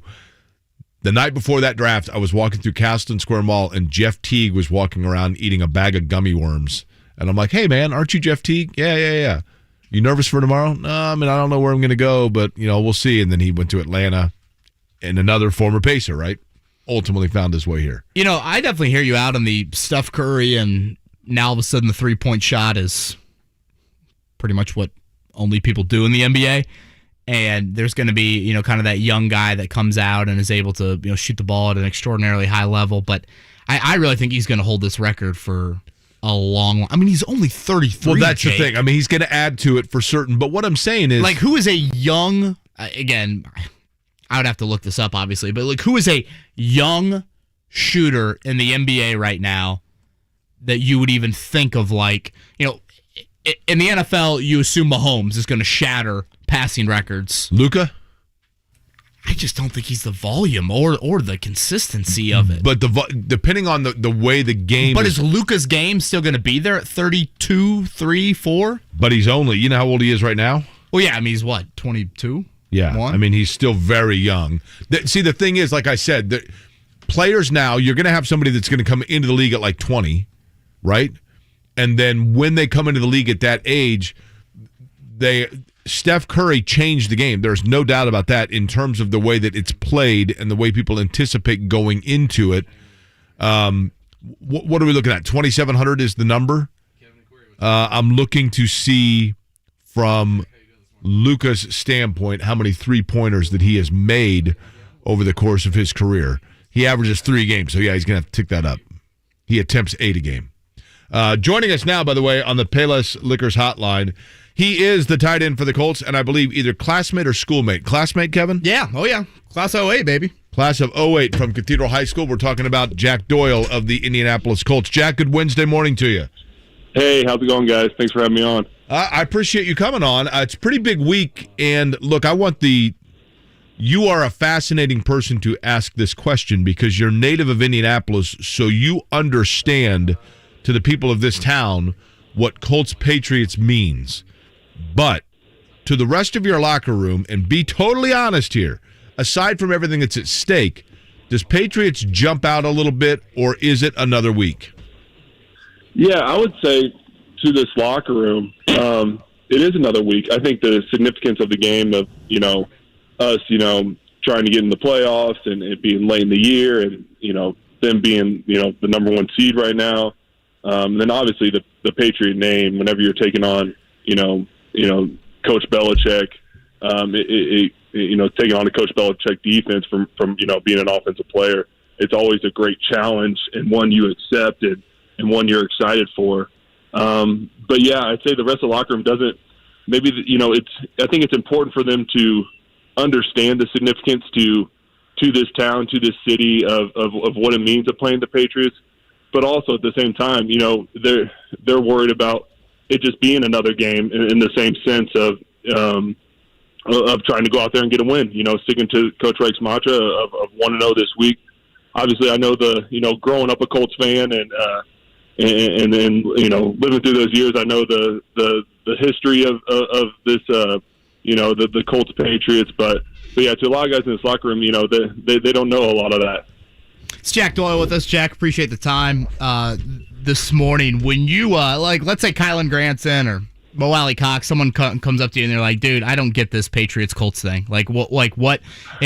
How would you explain that to them? Of guys, growing up, it was just venom. It was different. I don't know if guys come up to you and ask you that, but let's say somebody in that tight end room would. What would you explain of maybe the game means to the city of Indianapolis and the fan base? Yeah, I would just explain the history, of how, first off, how much respect we have for what the Colts did through those 2000s, and just rattling off, 12-win seasons year after year, and how impressive that was. And then kind of the Patriots early on kind of being the Achilles heel for them and always, breaking the hearts of all of us as Colts fans there for a few years. And even early in my career, my first 2 years, we got knocked out by the playoffs by the Patriots. So yeah, it means more to this city, and I think that's what I would try to get across to the guys. But then at the same time, it's another game. You don't try to do too much. You go out there and try and do what you're asked to do and win your one-on-one matchup, and hopefully we'll come out on top. In terms of what you're asked to do, Jack Doyle, to me it's fascinating because your game logs, some obviously in terms of your targets much higher than other games. Some games you are a blocking tight end, other games you are the guy that is bailing out Carson Wentz on late possessions, whatever it might be.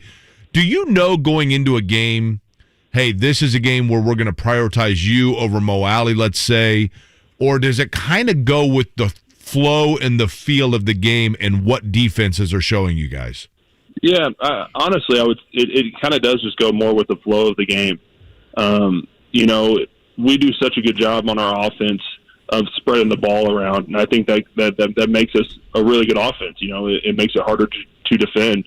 We have so many guys, and obviously you mentioned Mo and Kylan's been coming on, and then that's just speaking of the tight end room, and then we have so many good receivers, in the backfield. Obviously JT's one of the best players in the NFL, and then Naheem adds an awesome dimension, and it's just a lot of fun playing in this offense because we all get along so well, and we all enjoy watching each other have success. And you try to be there for your guys, and you try to do the best you can and get the ball when it comes to you. And so yeah, it's a ton of fun playing an offense like this. And I give credit to our coaching staff and Coach Reich in how they spread the ball around. Can you explain to me, Jack Doyle, a moment? Was there a moment where, and I don't necessarily mean even in a game, maybe it was a practice situation, but with Jonathan Taylor, before the rest of us saw it, which is crazy to say because he was a great college player as well, but as a professional, was there a moment where you stopped and thought to yourself, okay, this dude's different. Like, this guy is different level talent. Is there something that jumps out where you say that was the moment? I don't know if I have a specific moment. Obviously, last year, the second half of the year, how he came on so strong. We all were kind of witnessing that together. I would say, from the moment. So obviously, last year, Marlon goes down with the Achilles in the first game of the year, and Jonathan kind of gets thrown in there, and just how he carried himself as a rookie. I mean, he didn't act like a rookie. He's such a smart guy and carries himself in a way, beyond his years that I knew, like, all right, this guy's going to be all right. Obviously, I didn't think he was going to be, in talks and hopefully he'll win NFL MVP, in his second year. But it's crazy, and it's a credit to the type of person he is and the way he carries himself, and that's every single day. The consistency that he carries himself with is something that I'm very impressed with. In his 9th NFL season, 2-time Pro Bowler Jack Doyle joining us here on the Payless Liquors Hotline. Jack, this time last year, Carson Wentz had just been benched in Philly. Obviously, his time there ends. You probably heard some of the chatter, like, oh boy, bad teammate, this and that. It was funny. Like, I don't feel any of that. I am obviously very removed from it. From you, what were your early impressions of Carson when you guys got together for those throwing moments, back in March, April, things like that, of like, man, that stuff in Philly, like that was, I don't sense any of that. Yeah, no, that was I didn't sense any of that. It was my first impression of Carson was, this is a guy I'm going to get along with, and secondly, this guy works his butt off. I remember he had us out there in March. He had a group of us out there in March throwing, and it was like 25 degrees outside, and we wanted to start at 7 a.m. And I was like, all right, I'll meet you out there. I think I got to watch Ronan and Henry a little bit here in the morning, man. Yeah, I was up before the whole house in March. That doesn't happen. So it was a lot of fun just getting to know him that way, and just like automatically you have the respect for him and the way he's determined to improve as a player, and the way he carried himself. And we still joke about the days back in March, and that's what you got to do, though. You got to put that time in now, or put that time in then, so you get the benefits of it now. And Carson's been awesome since the moment he's got here. Gelled so well with the locker room, and we're lucky to have him. It's interesting, Jack. Jack Doyle's our guest on the Payless Liquors Hotline. Between you and Mo Alley-Cox to me is fascinating because of the obvious, right? I mean, so much has been made of it that he's a college basketball player transformed into very reliable tight end. You are a guy that obviously has played your position a long time, but was not thought coming in that you were going to be a mainline NFL star, which you are, to your credit. Was there a learning process for kind of both of you in different ways? And was there a moment where you just said to yourself, this is real. Like, this is happening, and it's legit for both of us, and let's go. Does that make sense, what I'm asking? Yeah, I think, obviously we both had a different ways of getting into the NFL and different stories. For me, coming in, I was behind Dwayne and Kobe there early on, and was just trying to get on the field any way I could, and that was with blocking, and that's how I got on the field. And then you get some opportunities and you try to make the most of them, and just kind of, that's what I did. Obviously tried to improve every year and try to improve every practice. I think that's something that sometimes gets lost in the NFL is you can improve. You can get a lot better as an NFL player. You don't just, you got to put in the time, you got to put in the work, and the way to get better is by practicing, by doing actual reps. And I think you could say a similar thing about Mo. Mo doesn't get enough credit for, first of all, how fast he's made the transition. And he's done that because of how smart he is, first off, and how hard he works. I mean, he's always studying film. He's always, asking questions. He's always just trying to get better every single day. And then you couple that with his size and his natural ability. And I think Mo is still just scratching the surface. They're just he's going to continue to get better and better. And the fun thing about Mo is when you finally saw him, he was a football player. He was no longer a basketball player. You could see him be comfortable out there, and he would probably reference himself as a football player now. So yeah, it's been a lot of fun getting to play with Mo, getting to work with Mo. He's a great dude and a fun guy to come to work with every day. Jack, last one from me, and this is off the field. But my wife and I are sitting there last night. We're actually going to Straight No Chaser this weekend on Sunday. We had to change it because the game is now on Saturday. Is that on purpose? What? That you're going to Straight No Chaser? Yeah. Okay. Yeah. So we're debating. All right, we need a babysitter, and I'm sure you've been there before. And I'm thinking to myself, gosh, here we are scrambling again. Who do we trust with our daughter? Blah blah blah. And then Lord knows it didn't end well. So, anyways. You're Jack Doyle, and you and your wife want to go out for a night. What offensive player for the Colts would you trust to babysit your children, and what defensive player for the Colts would you trust to babysit your player? Not that I'm going to call them and see if they're free on Sunday, but I'm very curious. I think it's a high-character locker room, but I want one player on offense, one player on defense that can handle your two sons. All right, here we go. So we'll start We'll keep it at the time. We'll start with Mo. I've seen Mo. Mo's interacted with the boys a lot, and he would definitely be the fun babysitter. Talk about climbing on Mo. That would be a dream for those kids. But those kids, they would have a dream. Mo would take them out back, and they would just play basketball the whole time, and they would have a ton of fun. So that'll be my offensive pick, and then defensively, I honestly would probably go Darius. Again, it would be another fun babysitter, but I was going to say, wouldn't the house be a mess when you got back? Yeah, but the kids would be fine, and they would have had a blast, and they would say, "Hey, Mom and Dad, can you leave again?" And Darius come back over. I think most people listening would think that Kenny Moore would be the pick in that one. Kenny Moore would be an awesome babysitter too. I think Kenny would be a good bedtime babysitter, like get them to sleep. Kenny would have them on a schedule, and he would have it lined up. I mean, Kenny talks about. He asks me about the kids almost every single day. That's the type of guy Kenny is. He's an awesome guy, a family guy, and cares about everybody in this locker room. That's why he's our Walter Payton Man of the Year. That's Kenny Moore. Jack, do you also, in addition to kids, do you have pets? No, Jake. Yeah, we have a dog. Okay, now. When you go, I'm sorry, to get dog food. Jack. I'm going to ask you this, and you're going to say to yourself, to go to. I understand. And when he goes to the meetings, he's going to say, "I did radio this morning, and this guy asked me the greatest question of all time."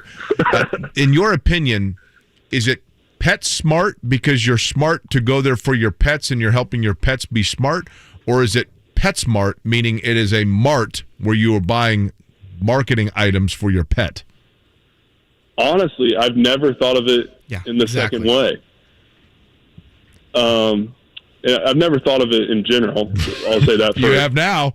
And then the first way I was like, yeah, you were explaining. I was like, yeah, that kind of, sure, that sounds good. And the second way I was like, huh? He's getting ready for a Bill Belichick defense, and you're asking him these idiotic questions. But you know what? You know the first thing he's going to say to Mo Alley-Cox today? Hey, Mo, you think it's PetSmart or PetSmart? You watch. And I'm like you. I ask those type of questions to the tight end room. See? And they just stare at me. And but I get entertained by it, so that makes I'm getting to the age now where I have to laugh at myself and my own jokes. See what we have in common? Dad jokes at a very high level. One man's tight end room is another man's radio booth.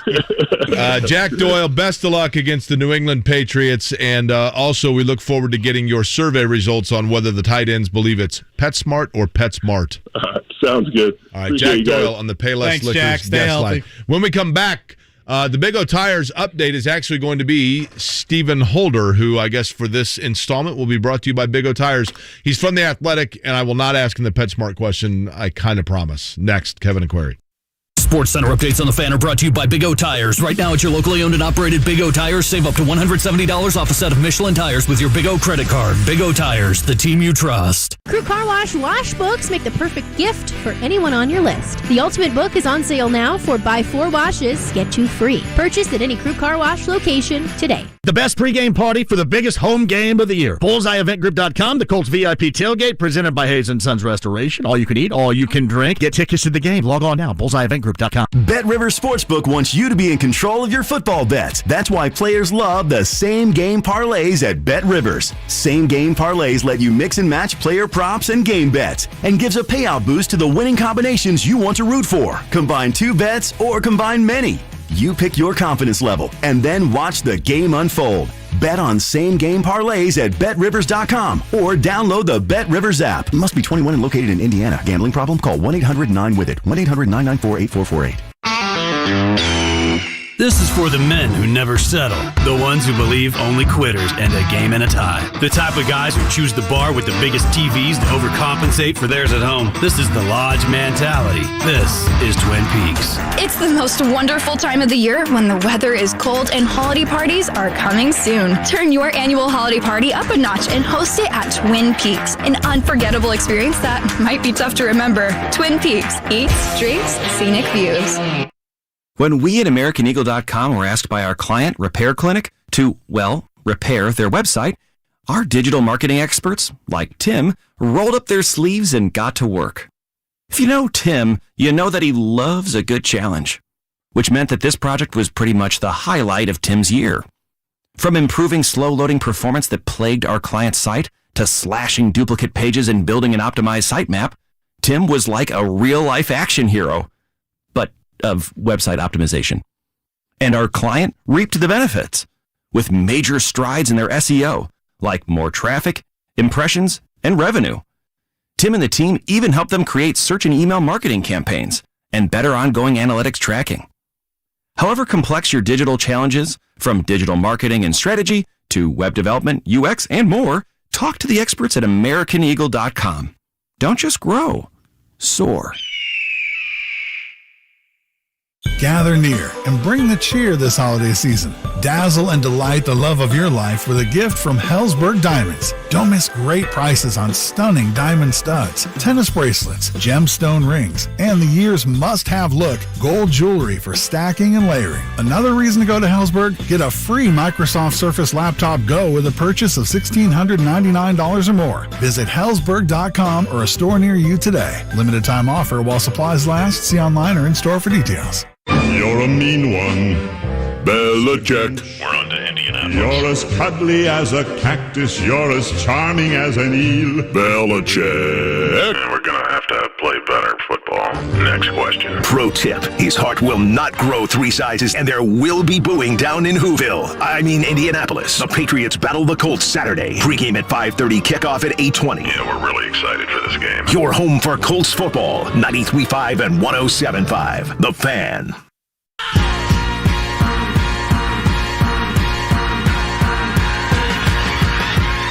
You're listening to Kevin and Query on 93.5 and 107.5. The Fan. Let's waste no time here. Our next guest, courtesy of the Big O Tires update here, Stephen Holder, usually at 8 o'clock, but we had to push him with Jack Doyle. So, Stephen, appreciate you being flexible. And by the way, I didn't say this to you yesterday, but, Jake, I'm driving up to the Colts complex, after our 11 o'clock meeting yesterday. And sure enough, I'm in the middle lane. I'm going, I don't know, I feel like I'm going a decent speed. I had a speeding ticket a few months ago, so I'm kind of watching my speed a little bit. And boom, this Miami Hurricanes license plate flies by me in the fast lane. And I'm like, damn, that car, I think I was moving at about 70, and Stephen Holder just, I guess we did have to get to the complex in time for testing there, but you were a man on a mission looking like you were on a Miami highway there.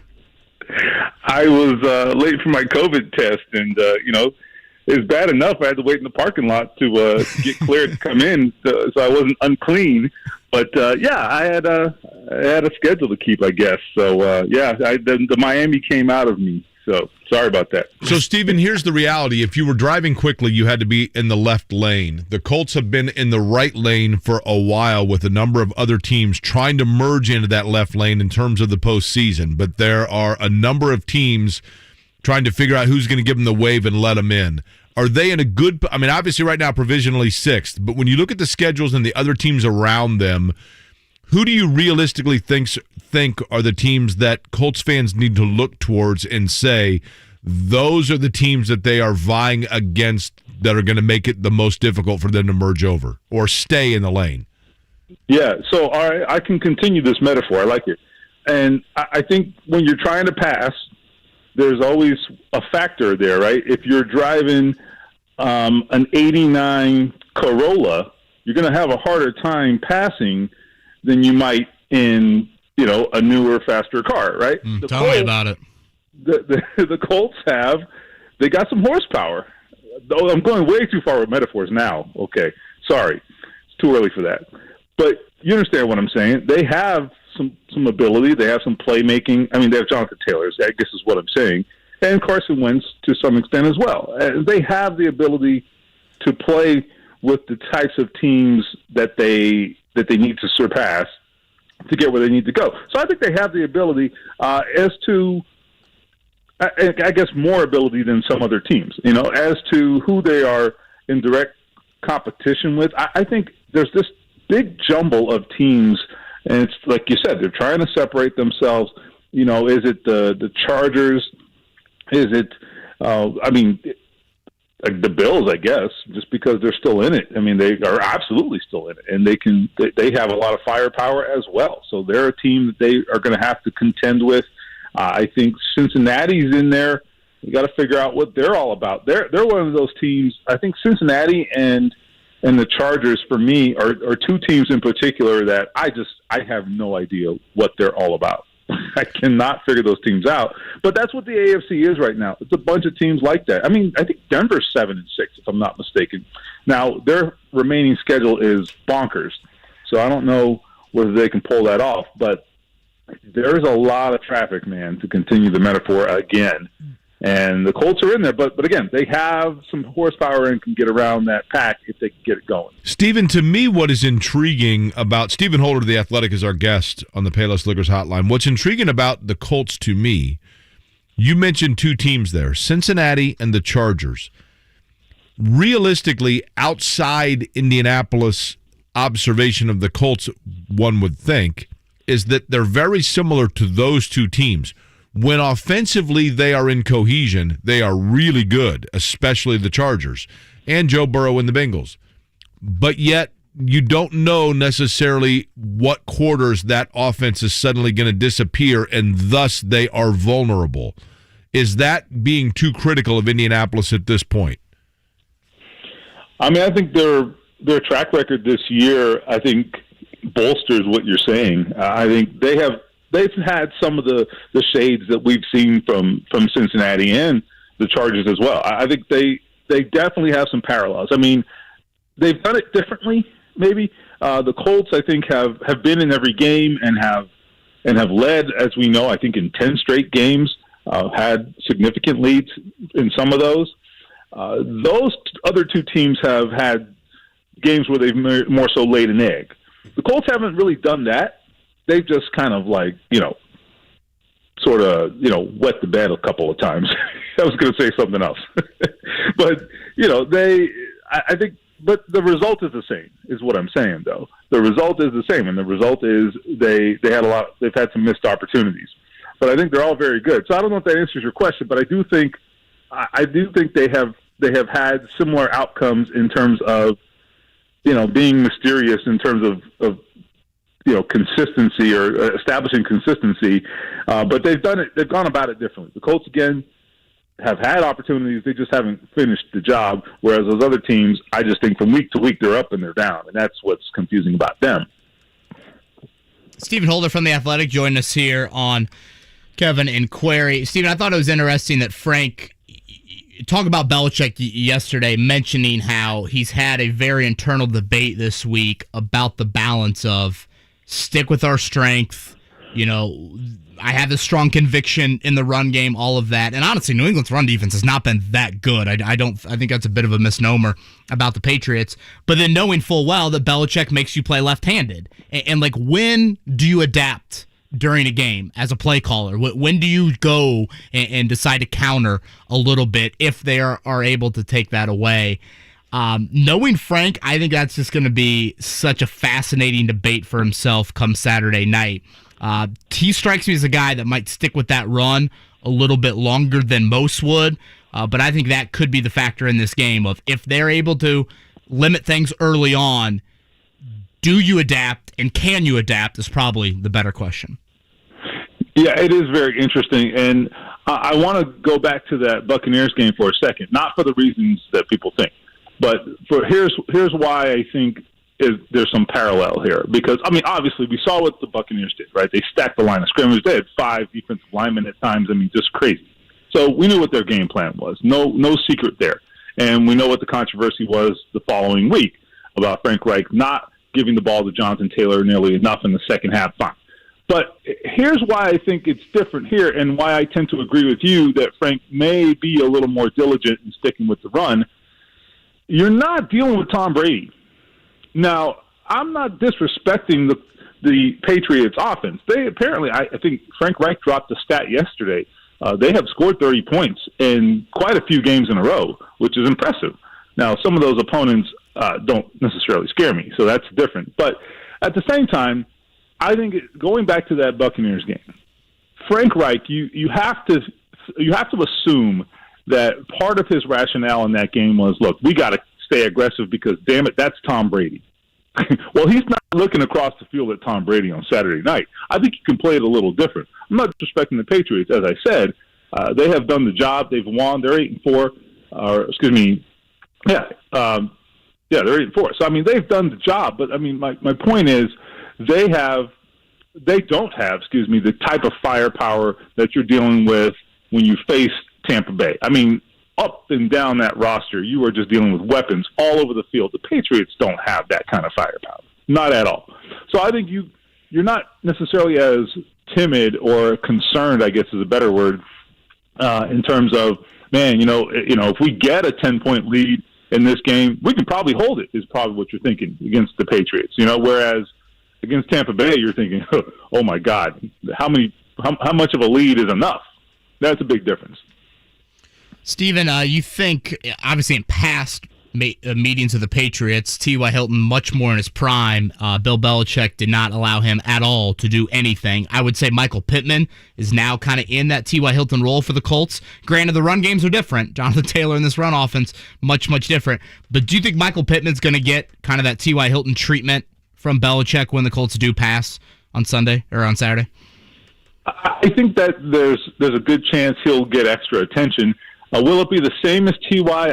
I'm not sure. The difference is, I think when T.Y. was in his prime, he was a different player than Michael Pittman. I think he was more of a game breaker than Michael Pittman.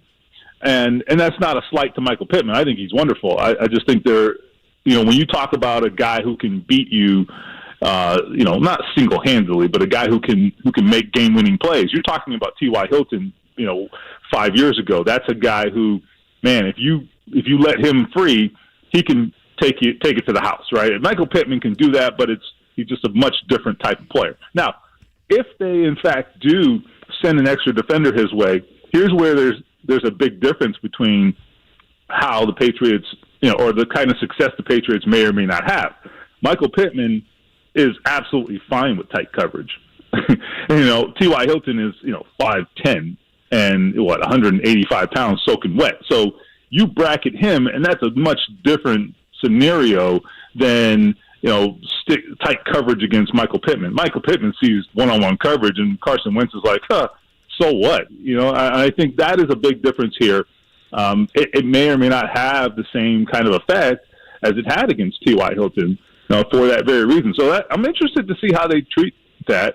I would also say, though, with Frank Reich and the way he distributes the ball and Carson Wentz as well, it's a little harder to focus on one guy because they do distribute the ball. Now, I don't love their receivers necessarily, but it is very clear they'll throw it to all of them. So I think this is a different approach than, say, the Pep Hamilton offenses or the Rob Chudzinski offenses that Belichick has had to defend in the past.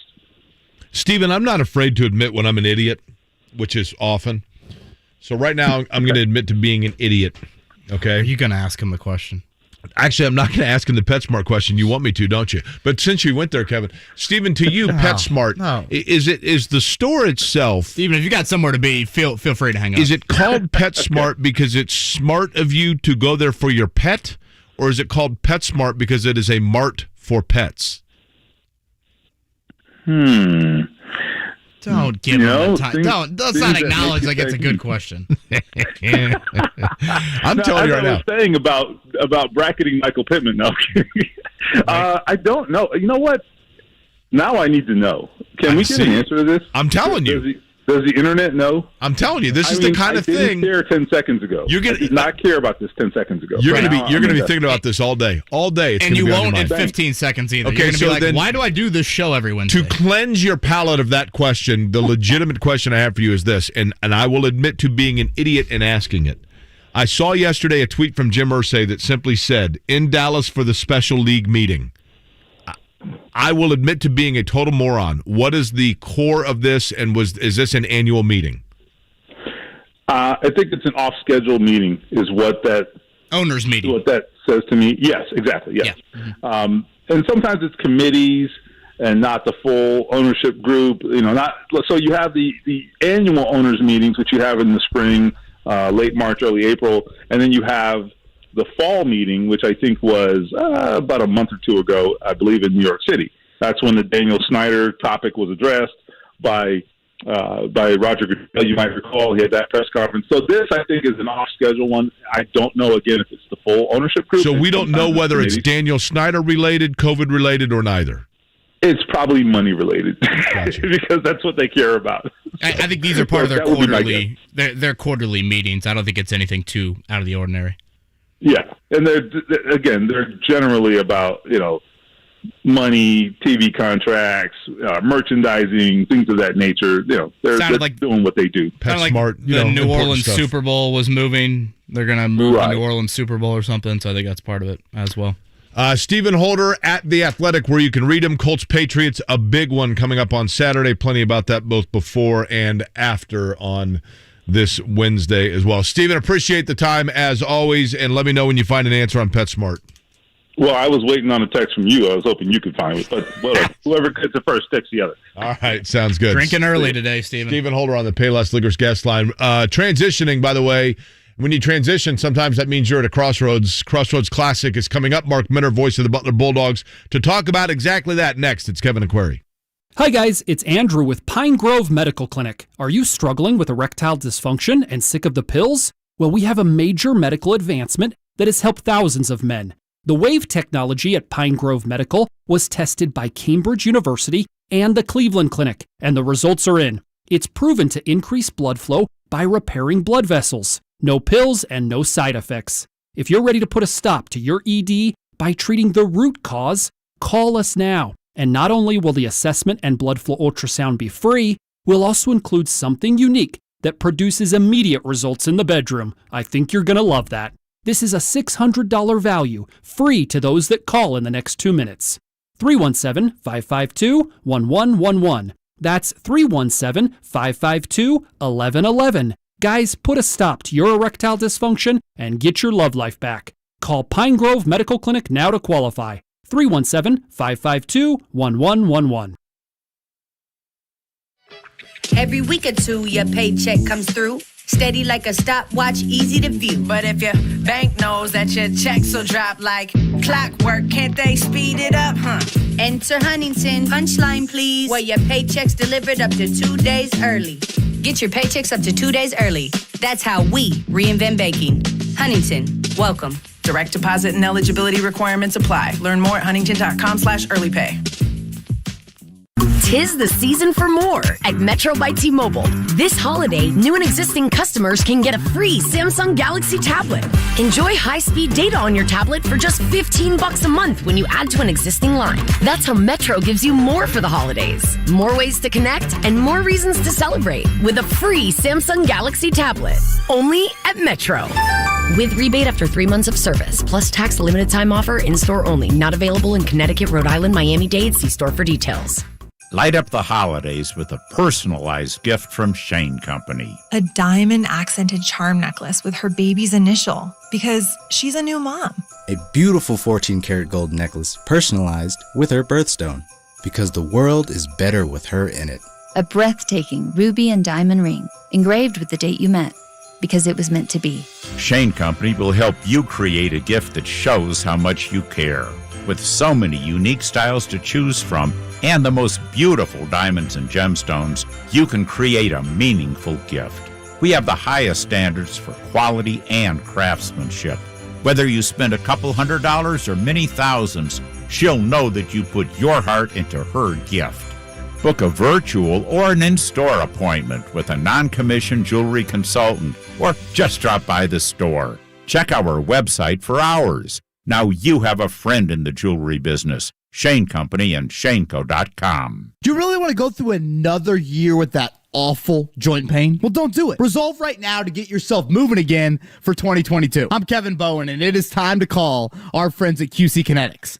Non-surgical regenerative treatments for joint pain. We're talking lasting results using natural biologics. No surgery, no pain meds, no steroids, and no downtime. This is really exciting stuff. Regenerative treatments that actually encourage your body to heal itself using highly concentrated natural biologics. Patients rave about it for hip pain relief, knee pain, shoulder, back pain, all of those things. Don't let them keep giving you steroids. Don't let them tell you that surgery is your only option. Get a free second opinion at QC Kinetics and do it now. Imagine your life in 2022 without pain. So do us a favor. Call the local medical professionals at QC Kinetics. You will not regret it. 463-235-7160. That is 463-235-7160. If you or a loved one have served in the military and are VA eligible, then I have some great news for you. My name is Ryan Kelly, and I'm the founder of HeroLoan.com. This year, we wanted to do something special, so we created the Christmas for Veterans program. If you close on your VA eligible refinance or home purchase before the end of the year, not only can you get a rate in the twos, a 21-day closing, but we'll also give you a $500 gift card. HeroLoan.com. The Home Loan Expert LLC, NMLS number 1326241.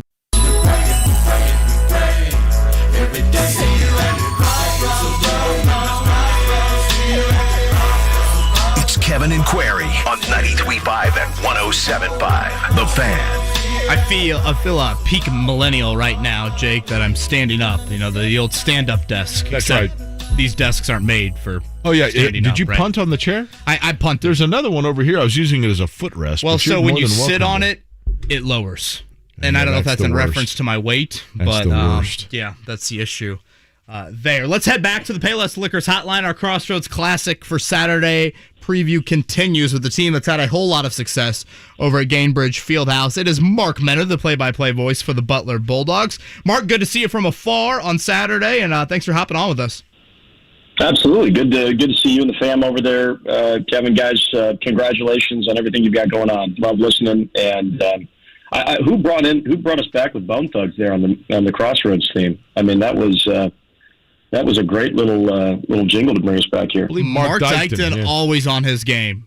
Mark Menner. So I think the name, sake is probably the reason there. Different spellings, but I think the namesake, both of you, very much on your game. Speaking on your game, Butler needed last week Oklahoma.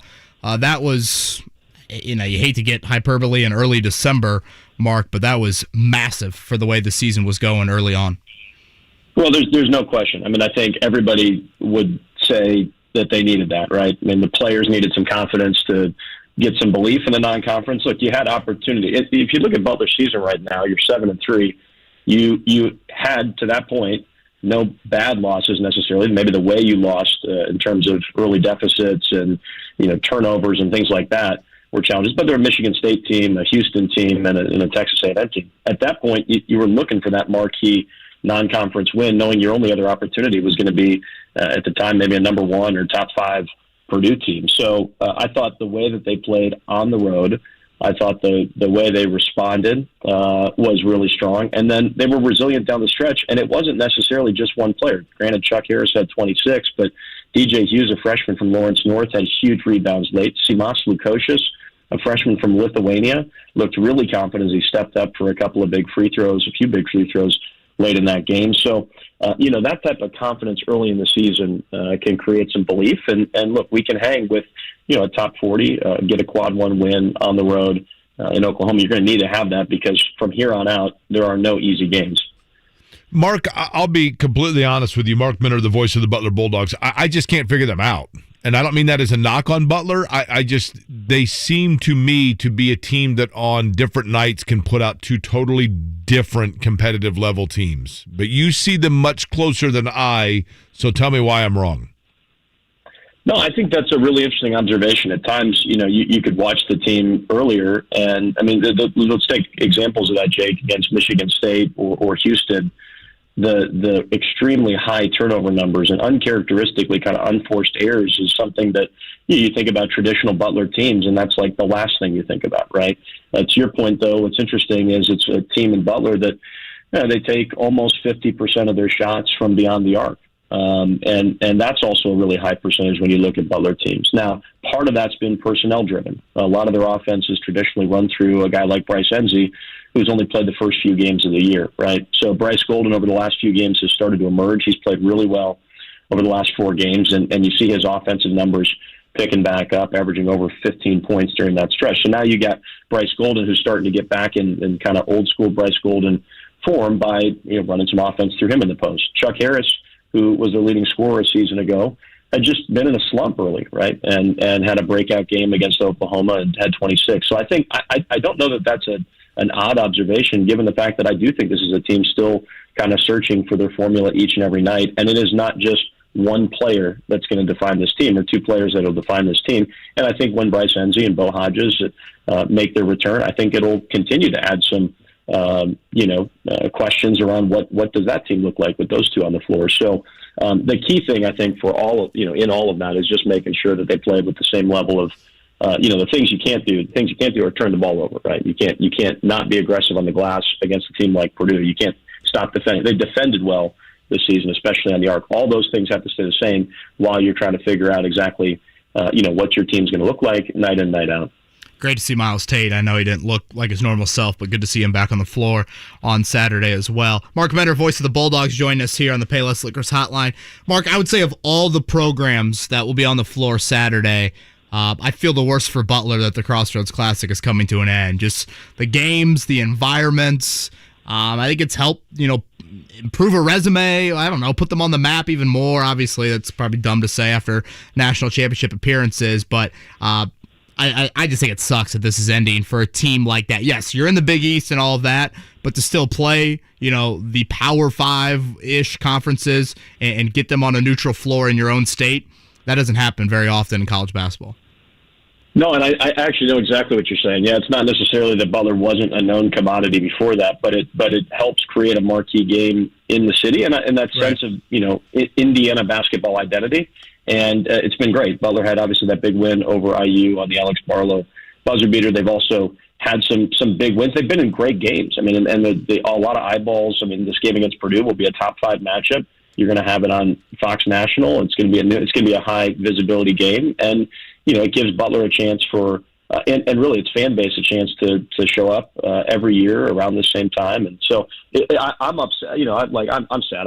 I really look forward to this event, but that happens in college sports, and that happens where things don't last forever. But it's been in this series. It's been a good time for the Bulldogs, and it's really helped the program in a really meaningful part in the school's history. Obviously, an opportunity for Butler to get a big-time signature win coming up at noon on Saturday with the Crossroads Classic. Mark Mentor will be on the call for Butler Radio. Mark, I know it's early on a Wednesday, and there's probably a lot to do to get ready for that, but I appreciate the time this morning and talking about it. Guys, great to talk with you. Keep up the great work. Appreciate Thanks, Mark. it. Again, Mark Mentor, voice of the Butler Bulldogs. In terms of the other game, Indiana-Purdue, talked to Thomas Noy yesterday. We're going to talk to Jeff Rabjohns from the Indiana side of things, and we're going to do that next on Kevin and Query. The Indiana Hoosiers take on the Fighting Irish of Notre Dame this Saturday in the Crossroads Classic. Pre-game starts at 1:30 p.m. down the dial on 93.1 FM WIBC. Sports Center updates on the Fan are brought to you by Big O Tires. Right now at your locally owned and operated Big O Tires, save up to $170 off a set of Michelin tires with your Big O credit card. Big O Tires, the team you trust. I'm not saying you have to love football, We all have different likes and dislikes, people. Personally, I'm not a fan of the avocado. I just don't like the mouthfeel. But if you're someone who loves football, truly loves it well, my sportsbook app might be the greatest thing that has ever happened to you. Must be 21. If you or someone you know has a gambling problem and wants help, call 1-800-9-WITH-IT. All right, on the hotline with us right now is Ryan Kelly, the home loan expert. You can call his hotline, 317-550-1515, or go to thehomeloanexpert.com. And Ryan, your home loan expert team is always coming up with helpful ways to take care of Hoosiers. Tell me about this new union loan that you're offering. Absolutely, Big Joe. We sat down and we looked at all of our closed loans. We looked at what the borrowers did for a living. What was their occupation? And we found a large percentage of our past clients work in union, whether that's a government union, a teacher union, a grocery store union, auto union, drivers, truckers. The list goes on, but a high percentage of our past clients work in unions. And that's why we created the union loan. Pretty easy. If you are in a union and close a loan with the home loan expert team, at closing, we give you a $500 gift card. That's how we say thank you. Purchases or refinance, any loan programs. If you're in a union, $500 gift card at closing. Apply for the union loan today at thehomeloanexpert.com. Spectrum Mobile is reinventing wireless again. Get unlimited on 2+ lines for $29.99 a month per line. No contracts, no added taxes or fees. Includes nationwide 5G. Save up to 60% with Spectrum Mobile. Get unlimited on 2+ lines for $29.99 a month. Call 855-438-2999 or visit a store near you. Offer valid for new customers on 2+ unlimited lines. Spectrum Internet required. Savings based on 2-line comparison of unlimited plans among major national carriers as of 9/20/21. Prepaid excluded. Restrictions apply. 93.5 and 107.5. The Fan. WIBC HD2 W298BB. WIBC HD3 W228CX. Indianapolis. It's Kevin and Query. If we die together. Yeah, right. You can get it done. You can get it done. What's more, you gotta get it done. On 93.5. Boom, baby! 107.5. The Fan. It's the 9 o'clock hour here on Kevin and Query, a busy Wednesday in collegiate sports. National Signing Day, the early signing day for football programs. And then obviously, when you talk about the Indiana Hoosiers, a lot of basketball attention with yesterday's news of a series starting with Kansas, a home-and-home in the Crossroads Classic this Saturday. Jeff Rabjohns joins us now from Peegs.com. And Rabbi, before we get to the Kansas series and the Crossroads Classic, let's start there. National Signing Day for Tom Allen and the Hoosiers. Seems like a lot of transfers in recent days, both in and out. Some potential good news there. But from a recruiting class standpoint, where do things stand? It's a really good class. I think as of yesterday, when last I looked, they were ranked around 20th, 21st in the country, which is just really uncharted territory for Indiana. They've got a couple really high 4-star guys, nationally ranked guys, with McCullough's son. And then, some of the transfers are pretty highly regarded with some of the wideouts that they've been able to get. I think they've really bumped up their potential receiver production. Jabron Payne, the highly regarded high school running back from over in Ohio, he looks like he's going to be quite the productive college player. So they've really done a good job shoring up that class. And, they really, as far as impact guys, Josh Hoover, the quarterback from Texas, flipped his commitment over to TCU. He's going to stay down there in his home state now. But what Tom Allen was able to do with this recruiting class, it might, when they're all done, when it's all done, it might end up being ranked as the best IU recruiting class ever, which is pretty amazing under any circumstances. Quite stunning, truly, coming off 2-10 season. Yeah, Jeff, when you look at the transfer portal, and I realize this is, look, I don't want to sound like an IU apologist here. I know they've had a rough year. But I think people look at the numbers of it and they're like, oh, what is going on? But yet this is kind of becoming more and more commonplace, right? These transfer portals. But when you look at the numbers for Indiana in terms of players in the transfer portal outgoing and then players in queue incoming, is it a wash or is it leaning, is it imbalanced one way or the other? No, I think they're it's definitely a big plus. as far as when you look at, just call it a ledger, what went out, what came in. I'm getting ready to tweet out the story right now, but we just got it posted up this morning. Indiana's transfer portal haul. We now have transfer rankings because it's just part of it. Okay, transfers are part of it. Indiana's got the number one transfer incoming class in the country, so they did a phenomenal job. And coming off a 2-10 season, you don't know what to expect, but it just shows that relationships, are far more important than wins and losses. And Dylan McCullough did a really good job. A lot of guys out there, did a really good job. But yeah, their transfer class is ranked number one in the country. As silly as that is to say, like you said, transfers are part of it now. So that's kind of where it sits. But yeah, it's definitely a very big net positive for Indiana on the transfer portal scene this season. Okay, basketball side of things. Jeff Rabjohns joins us from Peaks.com. We want to get to Indiana, Kansas, which I thought was a cool announcement yesterday. But before that, I got to know, because I've been talking about it all week. I just sense something's going on. Why is Christian Lander not getting minutes? And I get, first off, that there are experienced players above him. But when you're playing a Merrimack and you're getting significant minutes for other guys to see what they can do, how is he only getting 7 minutes? What's going on there? Is there a backstory? Yeah, that's the number one question I get asked right now. It's probably the number one topic on our message board as far as player personnel and what's happening. And right now, Mike Woodson and his staff feel that Xavier Johnson and Rob Tennessee are more experienced and give IU a better chance to win, right now. That's their belief, and that's kind of where Mike Woodson has come down. I think everybody saw the quote. I asked him after the Wisconsin game. Obviously, Wisconsin game, Indiana's up 22. They blow the lead, end up losing, and arguably the biggest issue for IU in that game was point guard play. Xavier Johnson, for some reason, decides just to put his head down and dribble right into Wisconsin shot blockers over and over and over again in that second half. He takes 10 shots. IU's All-American Trace Jackson-Davis only gets 4 touches inside the paint, so he ends up with only 4 shots. Rob Tennessee really struggled in that game. So an obvious question was, hey, did you think about going to Tennessee? And so I asked, and Mike Woodson just looked at me, shook his head, and said he's not even in the thought process. You mean to Lander? You asked, was there thought to go to Lander? I'm sorry. Yes.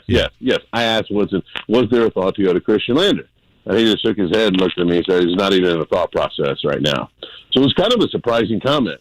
I thought pretty stunning comment.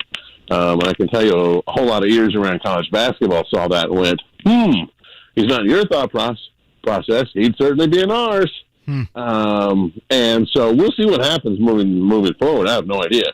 But that's where Mike Woodson's thinking is right now, is that it's about Xavier Johnson and Rob Tennessee, and then, Lander sort of down the bench. And it's curious, coaches will always say, I'll play anybody who can help us win. Coaches always say that. And I guess sort of it's essentially true, but you also look around college basketball and you see teams that play guys who need some time to develop. And we can stay in the Big Ten and grab a couple examples from last year. Andre Cabello over at Illinois, last year in November and December, man, Jake, he was captain of the Hot Mess Express, man. The kid was just a mess. And they decided he's got to play to kind of work through some things. So we're going to play him even though there's going to be problems. And even though he might cost us a win or two, we're going to play him because we're going to need him later and he's got to develop. They played him, he developed. Purdue kind of did the same thing with Jaden Ivey. Ivey had that stretch, first 6, 7, 8 games he plays, whatever. He was shooting 4 or 5 for 20-something from 3. He's taking threes that you look at and go, wow, what is that about? And then, he settles into his role, and obviously he was a big part of Purdue's season last year down the stretch. So the other side of the coin is, do you play them to get, to allow them to improve? But Woodson's thinking is much more, show me, and, it's the old thing, players say, play me and I'll show you. Coaches say, show me and I'll play you. And right now, Woodson's approach is a little more the latter. He wants guys to prove it in practice. Certainly Trace Jackson-Davis sent a great tone in practice. And I think there's a little bit of Mike Woodson that says, okay, if this is what our captain is showing, everybody else, you got to show it to play too. So that's kind of where things are sitting with Christian right now. Jeff, I feel like on this topic, and not to compare Purdue and Indiana and at any chance, but like Purdue's got a kid, Isaiah Thompson. Body type wise, he's a point guard, but he's able to shoot the basketball, so he can play off the ball. I think when you look at Fennessy, Johnson, and Lander, if you want to play two of those three together, one of them is a liability offensively when they don't have the ball because they just aren't. Liability might be too harsh, but they just aren't going to knock down open shots at a consistent basis. I feel like that plays into some of it where you do have teams around college basketball that play 2 point guards, but usually the other one, can be more of a scorer for you in terms of stretching the floor. Yeah, that's definitely true. And certainly as far as playing 2 point guards, I mean, Villanova and North Carolina in recent years started two guys who were point guards coming out of high school, started them together, and won national championships doing it. You can certainly play 2 guys who are point guards together, but as you noted, they've got to be able to score, or at least one of them has to be able to shoot the ball. Otherwise, defenses just sag back too far, and when you end up with one extra defender sagging inside the arc, you end up with congestion for drivers and post players. If you end up with 2 guys sagging, I mean, that's what Matt Painter did to Archie Miller a couple of years ago. Just almost had 3 guys make a triangle around the paint and basically told them, you go too far from the paint and you're going to be sitting next to me, so just stay right there because these guys can't shoot. And, that was essentially the game. But, yeah, you can play 2 point guards, but they have to be able to shoot. Jeff, yesterday it was announced that Indiana and Kansas now moving forward starting next year will go with a home and home. Great series. I mean, they did it in the mid-'90s. There's history, obviously, between the two schools going to the 40 and 53 national title games. Your history. My history, right. Getting essentially put on probation at both schools. Right. This particular series between Indiana and Kansas, was that precipitated by the dissolve of the Crossroads Classic, or did the Crossroads Classic go away because Indiana was talking elsewhere for things like Kansas? I don't know which came first specifically on the timeline here, but I do know this. TV wanted Indiana in marquee matchups. And one of TV's coveted windows for marquee college basketball matchups are Saturday windows in December. And the Crossroads Classic ate up an entire window for Indiana. So I know the conversations. I know TV had reached out to Indiana about, hey, we'd like to have you in this. Hey, we'd like to have you in that. And it's a couple different TV entities. So, those conversations had at least started from the standpoint of TV reaching out saying, reaching out to Indiana saying, we'd like to have you in this. And so Indiana's got this in December. Barring the unforeseen, Indiana's going to play in the Empire Classic in December in 2023. That's out in New York at Madison Square Garden. So, and there's a couple other against things. Against who, or do we know what type of opponent that would be?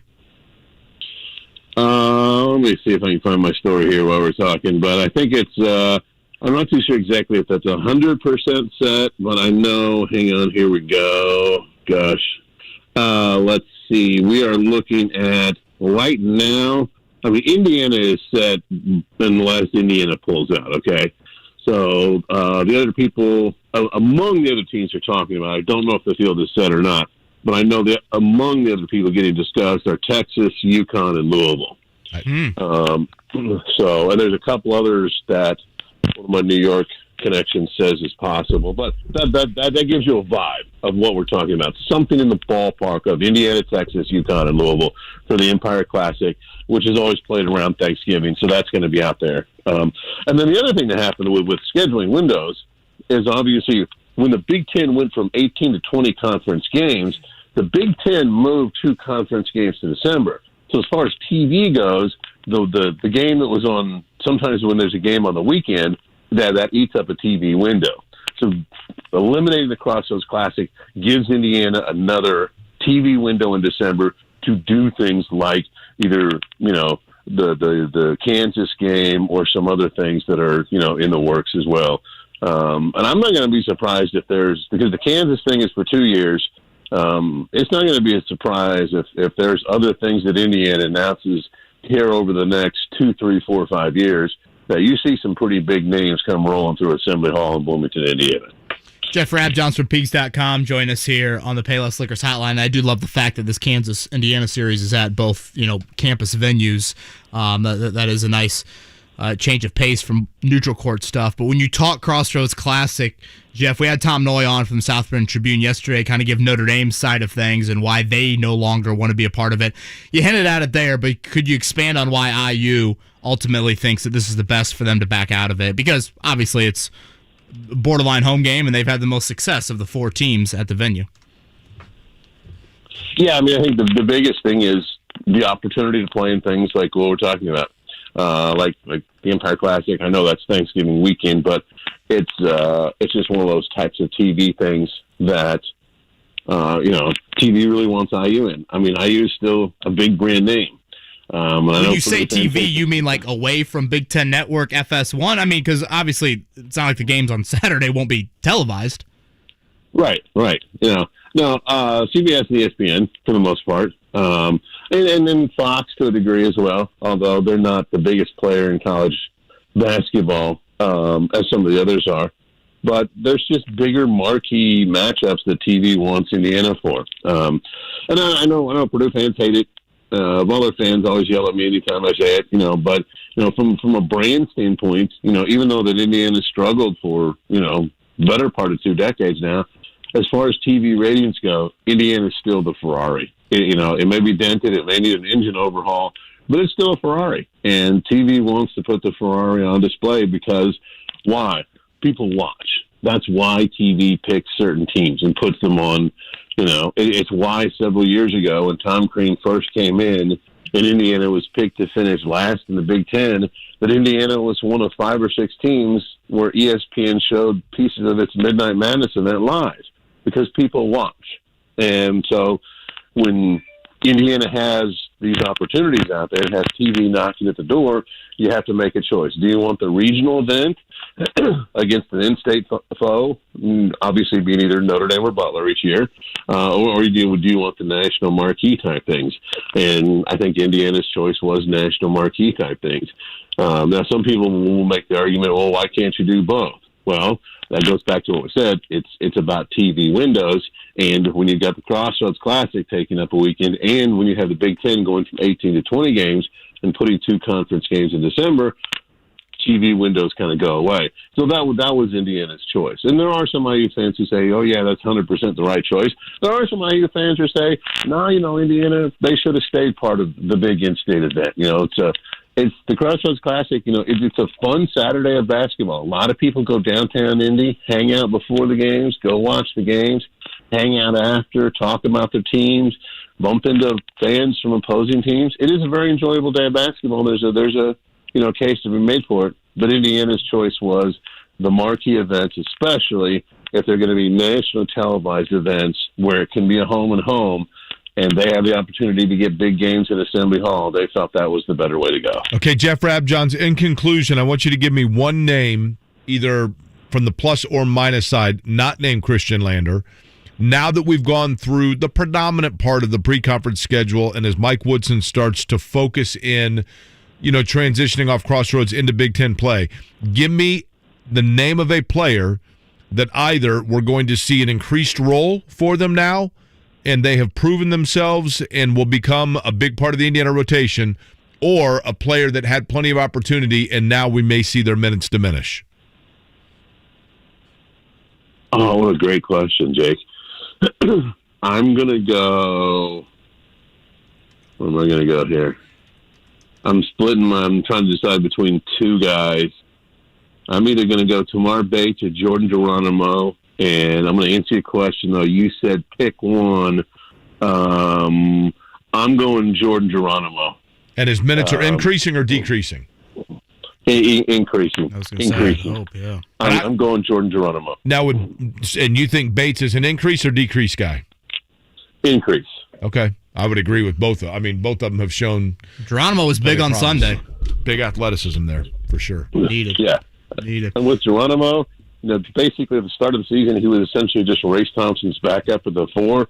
I think the biggest reason and we're splitting hairs between which guy is going to get more minutes here. But splitting the hairs, I think he's shown he can do a lot more than just be a backup 4. That's why I think you've got to play him more. He's made some shots. He can defend at least 3 positions on the basketball court, and he's such a big-time athlete. I was going to say, Jake and I talked about him earlier in the year. Probably unfair to throw an OG and an OB out there, but there are some athletic traits that certainly you cannot teach with him. Rabbi, I know it's a really busy day for you guys, so Peaks.com, all your coverage for National Signing Day, college football-wise, and obviously leading into Saturday with the Crossroads Classic. Enjoy that, and thanks for the time. Always, man. You boys have a good morning. Talk to you soon. Appreciate Jeff it. Rabjohns are right there on the Payless Liquors hotline. It is time for a Big O Tire Sports Center update, is it not? It is. Let's do it. This Sports Center update on 93.5 and 107.5 The Fan is presented by Big O Tires, the team you trust. What an awesome Saturday in Circle City. It'll be at noon. Purdue and Butler, 2:30 IU Notre Dame, and then the nightcap, 8:15 Colts and Patriots. Frank Reich yesterday on the big game. Love the fact that we're going up against this team. We know it's a tough test. And I think it's exactly what you just said, Zach. It's both and. It is, at one hand, this is just the next game, but you also know it's the New England Patriots. It's the number 1 seed in the AFC. And it's an opportunity. But what it really is for us, it's an opportunity to prove that we're for real, to prove that we belong here, where we're at. And so ultimately, that's what it comes down to. My thing that I'm curious about, Kevin, I feel like Bill Belichick, everybody assumes is playing chess, and he's actually just playing checkers. And the danger that Frank Reich gets into is to late in the game decide to start playing chess with a checkerboard. And outthinking it. Yeah, Frank's mind, we can get more into this on tomorrow's show or even Friday. The whole Frank mind is so fascinating for me on Saturday night. Like, I do think he has strong conviction, belief, all of that, borderline stubbornness, you could say, which I think can help you in this situation. But then also, Jake, what happens? Because New England's going to have to load it up. They won't just be able to naturally stop the run. I think they're going to have to commit a few extra resources. Can Carson Wentz, Michael Pittman? Do we see a T.Y. Hilton resurgence? Is he going to get a little bit more favorable matchups than he's used to in facing the Patriots? I think it's just fascinating to break down all of that. Ryan Kelly back to practice yesterday. He was limited. Bobby Okereke, illness, did not practice. No COVID list for him, though. So right now, it looks like the Colts and the Patriots really are both pretty healthy going into Saturday night. Locally, it'll be a Fox broadcast. Outside of our airways, NFL Network will have you from a national sense. Colts 3-0 after a bye week in the Frank Reich era. Those 3 teams are Lions, Texans, and Jags. So a little bit different facing the Patriots on Saturday. By the way, the night. Jags and Texans play each other Sunday, right? Correct. Now you are standing up as well, and now I'm a little nervous that we're both standing up. Is the chair issue coming to you too? Yeah. Well, the problem is, and this is kind of really the big update of the morning. The chairs that we sit on are roller chairs, right? And it's roller is kind of a loose term at this point. And it's on carpeting. But for some reason, someone has cut a huge, 2 foot by 2 foot square out of the carpet where my chair sits. So if you start to roll it, then all of a sudden it hits the rut and you come to a screeching halt. It's like at the end of the beast when it pulls in and just and stops. And so I just got to stand up for the sake of my own safety. Kevin's in the process of making a trap door there, so if you mention the Petsmart debate again, he's going to pull the lever. Right, thank you. By the way, we do have some clarity on Petsmart. Thank you. Well, not really. Petsmart official Twitter account tweeted in 2018, it is Petsmart. Okay. P-E-T, capital S, M-A-R-T, one word. And just for clarification, they go, pronounced Pet Smart. Yeah, no, and again, I understand. From their official Twitter account. I think we all know, Kevin, oftentimes those accounts are run by interns. But listen, there's not at a smart organization like PetSmart. Very clear apostrophe in there. Checkers chess, right? I mean, you're thinking checkers. They're kind of playing chess here, and they're doing Bill Belichick's multiple looks strategy. it can still be either. I texted Jack Doyle, thanks for coming on, and he responded back thank you for getting us back on track away from the Petsmart question. I'm impressed you have a cell phone number. Yeah, so I just wanted to make sure that we threw that in there. Tonight, 8 o'clock tip from Milwaukee. 7:30 our coverage will begin. Pacers and Bucks. You see this on the schedule, Jake. You think, well, that's going to be a loss. Bucks have won 6 in a row over the Pacers, 10 of 11. Many of those games have not even sniffed. Be competitive. No Giannis, right? No Giannis. No Brook Lopez. No Dante DiVincenzo. And Chris Middleton is questionable with a hyperextended knee. This goes from a chalk it up as a loss to you got to get the win, right? You would think. I mean, unless Drew Holiday and Pat Connaughton go off. I mean, this is one of those, you got to take advantage. The Pacers are in a situation now where you got to take advantage where any possible advantages out there. This is one of them. The Bucks, they lost on Monday. They actually have not lost. That was on the road at Miami. They haven't lost at home in over a month. But again, their injury report is decimating compared to the Pacers. It'll be at Bucks, then home to the Pistons on a back-to-back for the Pacers. Then they've got 5 days off before they travel to Miami next Tuesday. We'll see if Justin Holiday is coming back. A little bit of breaking news here. Nathan Brown just had this from the Indy Star. He covers IndyCar. Jake mentioned yesterday Jimmy Johnson going to be running the Indy 500. Nathan Brown says Jimmy Johnson will run the full IndyCar season in 2022. Surprising to you? Full season? Not really, because I think they knew, he's going to have to run. That includes ovals, though, right? Correct. Yeah, seeing him run probably the smaller ovals, a little bit of a surprise, but no. I mean, after I was told, I don't know what it was, a week or two ago by about as high up as you can get that was a go for Indy, I guess once you decide and you're committed to Indy, you're good to go right across the board. Carvana's been a great sponsor, though, so Carvana's probably pulling some of those strings. This is probably an unfair question to ask. Of the 4 ovals, and you mentioned it yesterday, Gateway, Iowa, Texas, Indy, where does Indy rank on the dangerous factor of probably second behind, I think, Texas, because of the banking would be one. The speeds on a super speedway of Indy, I mean, they're all, obviously there's risk in any of them, right? Right. But I would say Indy would be second behind Texas, although the speed at Indy certainly puts it in the category. I mean, we have seen devastation at both places, but Texas, that banking, if you were to better answer it, I think if you were getting acclimated to ovals and a high-speed Indy car, Texas is the one that you would probably have the most white-knuckled during the course of a race. We had Mark Menner, Jeff Rabjohns on from a Crossroads Classic standpoint. Rob Blackman, right, Mark? Still to come later in the week as we round out our coverage of the 4 teams over at Gainbridge Fieldhouse on Saturday. All time in the series. This will be the 11th year for it. IU 7-3, Butler 6-4, Notre Dame 4-6, Purdue 3-7. You probably go through that span, Jake. I would guess Purdue's been the most consistent program outside of the event. Yeah, but yet they are 3-7 all time. 1-4 against Butler. And Notre Dame's had a couple of teams where, you know what I mean? Notre Dame's blown some late leads. Yeah. I mean, Indiana, right? Building. Yeah, Indiana several times. Don't remind me.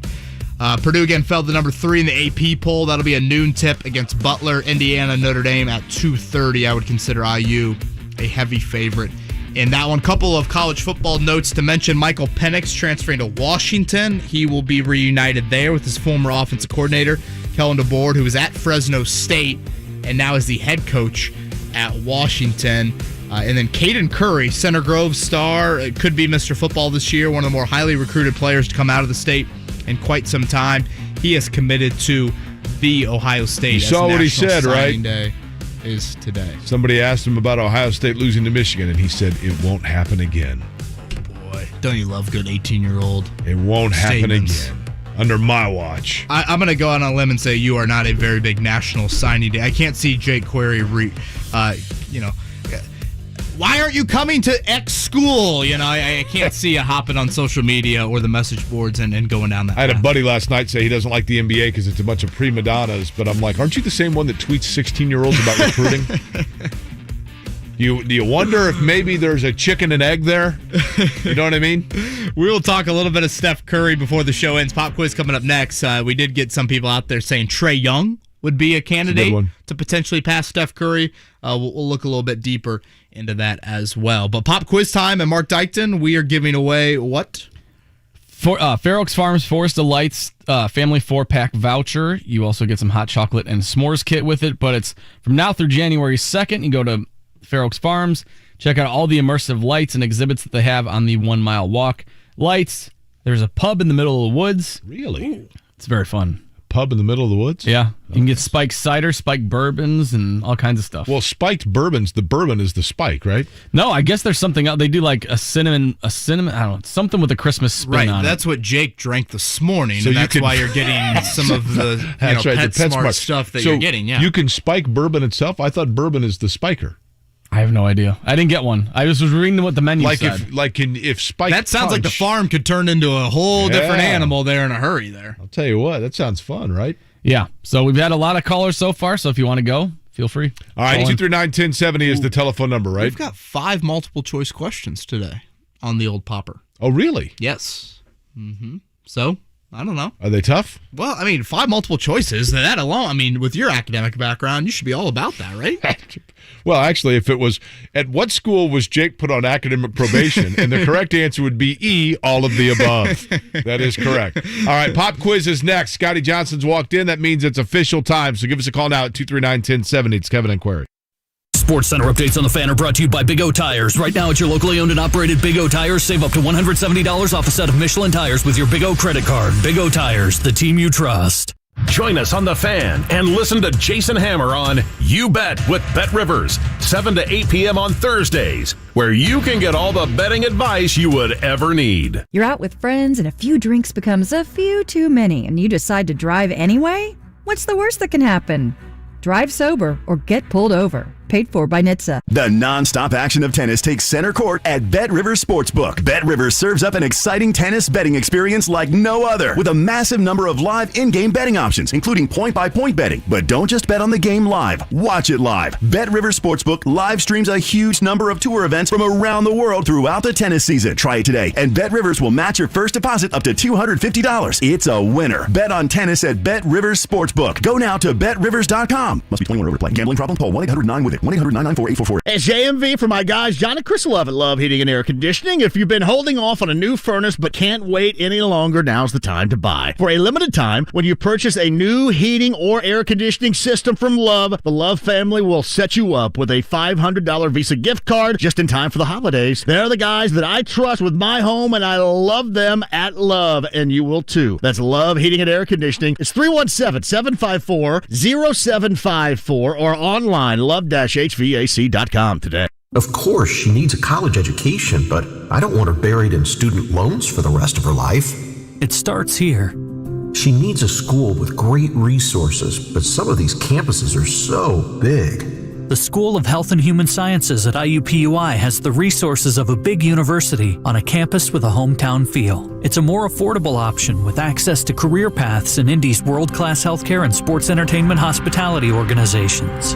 At those big schools, I'm worried she'll just be a number. Hey, it starts here. Hey, why not IUPUI? That's what I was thinking. Graduates in the Nutrition and Dietetics program are inspiring others to live well, manage their stress, improve athletic performance, and take control of their own health as registered dietitians. Plus, the new doctoral degree prepares future leaders and educators in aspects of public health and wellness. The School of Health and Human Sciences at IUPUI. It starts here. Learn more at shhs.iupui.edu. At Kroger, we know the holiday season is going to be special for everyone. So use the Kroger app to get personalized coupons, weekly deals, and rewards like fuel points. That way you'll get all the fresh holiday specialties you love at prices that are lower than low. Kroger, fresh for everyone. And now you'll find more ways to save on your favorites. When you download digital coupons, you can use up to 5 times in one transaction. Kroger, fresh for everyone. Quiet Moments with Dan Dockich. Who's to blame for last night's Indiana debacle? Blame everybody. They got out-hustled in the second half. And you know what the sorry thing is? You all expect it now. Indiana used to expect to make the Final Four when you win 3 games. Indiana now gets up 20. We all expect them to lose. That's the sorriest thing. Dan Dockich, weekdays noon to 3 on 93.5 and 107.5. The Fan. Have you studied? Can you handle the pressure? Sharpen your pencils. It's time for the Pop Quiz with Kevin and Query. Brought to you by Jiffy Lube, Indiana's favorite oil change since 1985. No, we actually, I don't know if you know this or not, after our Petsmart conversation, they just called, we're done altogether. Right, yeah. We called Petsmart for a sponsorship, and they just laughed. They're like, Tune in tomorrow to this station, and you're going to hear Porky Pig singing Blue Christmas. Yeah, right? Well, when you get the spiked cider, or a spiked bourbon, you might be going down that path. What do you think? Doable? Yeah, because it's all multiple choice. Okay. Here's the one thing I would say. You cannot in any way, shape, or form allow yourself to think of geographical logic when it comes to the question about Chicago. Okay. Noted. Simply say that. Noted. I like geography, so that's noted. Jay Edwards, is that the number you're going with? No, you know what? I'm going to go with Lyndon Jones today, which would be number 4. All right, Nick. Hi. How we doing, man? I'm not too bad. How are you? Your thoughts on the PetSmart conversation? I'm with you, Kevin. It's got the apostrophe, so it's PetSmart. See, so I'm saying that is a possibility, right? It is a mart for pets, right? Yeah, sorry, Jake. Yeah, I'm with you on that. Okay, Mark, can we go to the next caller, please? Nick. No, Nick is locked in now. By the way, Nick, have you noticed over the course of your life a pattern where people tell you that you seemingly have a very high IQ? Not really. Nick, are you a native of Indianapolis? Outside of Indianapolis, yeah. Okay, we have a little segment we do sometimes called "Get to Know Your Caller." It's wildly popular. If you don't mind participating. Sponsor it. What was the athletic mascot of your high school? Like Greyhounds, Titans, etc. Your high school was what? Tigers. Okay, Tigers. This is Nick and you're from outside the Indianapolis area? Oh, about 20 minutes. Okay, I was going to guess Warsaw. I'm trying to think of what the Tigers would be. Lebanon? Oh, yeah. Yep. Lebanon. Have you been to the Buffet King there in Lebanon? Yes, years ago. Have you ever called it on the telephone? Yes. Yeah, they have a bit I know where you're going with that. Yeah, issue there. Yeah. Okay, and then lastly, Nick, if you don't mind me asking, growing up, how many times did you meet Rick Mount? Quite a bit. He lived a few blocks from me. He would be shooting free throws outside of his house and would let us shoot with him. That is very cool, man. They're one of the all-time great shooters. Last night they were talking about Steph Curry as the greatest shooter of all time, and I'm like, yeah, in volume and percentage, but man, in terms of purity, Rocket Rick is way up there. All right. Yeah. Question number 1 for you, Nick from Lebanon. Are you ready? Yes. Essentially, Bill Belichick is going to be here in Indianapolis this weekend. Bill Belichick is third in the all-time wins between regular and postseason. The all-time record is Don Shula, who right now is second. George Halas, Tom Landry, Curly Lambeau, or Chuck Noll? George Halas. Okay. Good start. All right, who ranks second to Belichick in regular season and postseason wins among active head coaches? A, Sean Payton. B, Andy Reid. C, Mike Tomlin. D, Pete Carroll. Andy Reid.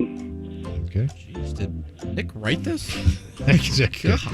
Listen, Lebanon up there, I mean, they ain't growing morons up there. I'm not doubting that at all. Jeez. All right, this one, Nick.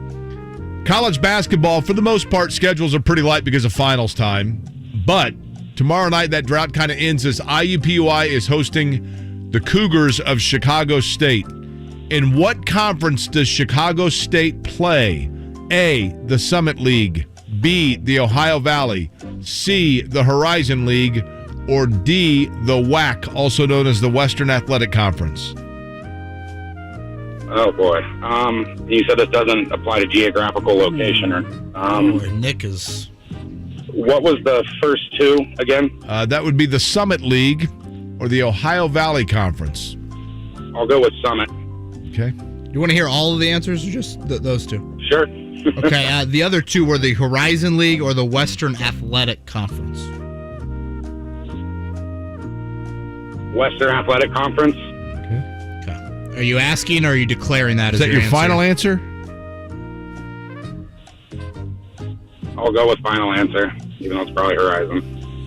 Yeah, come on now, have some optimism we here. got some drama up in the All Lebanon. right, we should probably, that was on me. We should probably tone that back a little bit. Okay, on this day in 1997, the 49ers retired Joe Montana's number 16. When Montana left the Niners after the 92 season and joined the Chiefs, he had to choose a different number, as 16 was retired in Kansas City for Len Dawson. What number did Joe Montana wear in his final 2 seasons in Kansas City? 3, 6, 15, or 19? 19. All right, lastly, Nick from Lebanon. This is the 2-year anniversary of the final NFL game to be played in Oakland as the Raiders beat the Jacksonville Jaguars, which some actually debate did not count as an NFL win. 20-16. The Raiders are an original American Football League team starting play in 1960. And which stadium did the Raiders play most of their games in the 1960 season? A, the Oakland Coliseum. B, Kezar Stadium of San Francisco. C, Candlestick Park. Or D, Frank Ewell Field of Oakland. I'll go with D. As in dog or B as in boy? Dog. Okay. Okay. All right.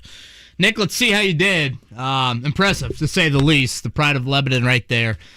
Nick, valedictorian, potentially, for the Lebanon Tigers. Were you valedictorian, Nick, at Lebanon? Hello. Nick, were you valedictorian at Lebanon? No, I was not. Okay, salutatorian maybe, That's right. After this effort. Okay, Don Shula, number 1, Jake, 347 total wins. Number 2 on the list with Belichick at 3 is who?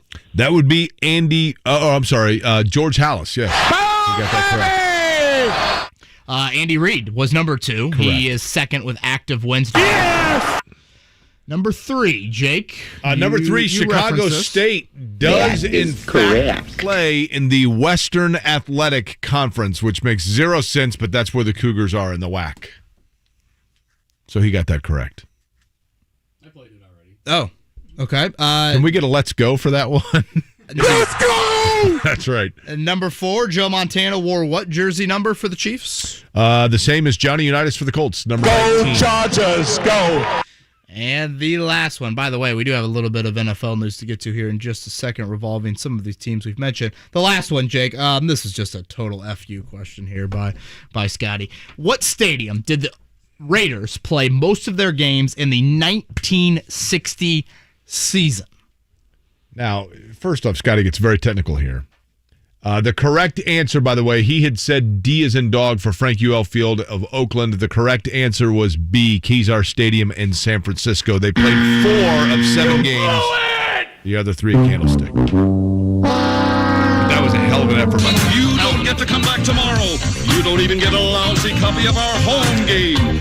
You're a complete loser. You lose. Good day, sir. Tony, get your bag and get the hell out of here. Hell of an effort, certainly, by Nick. We mentioned this a little bit earlier. COVID numbers rising NFL, NBA.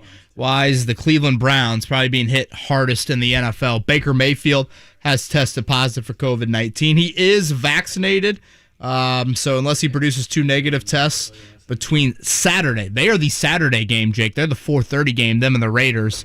He will not be under center for a game the Browns really, really need. Okay, wait a minute. So they play what day?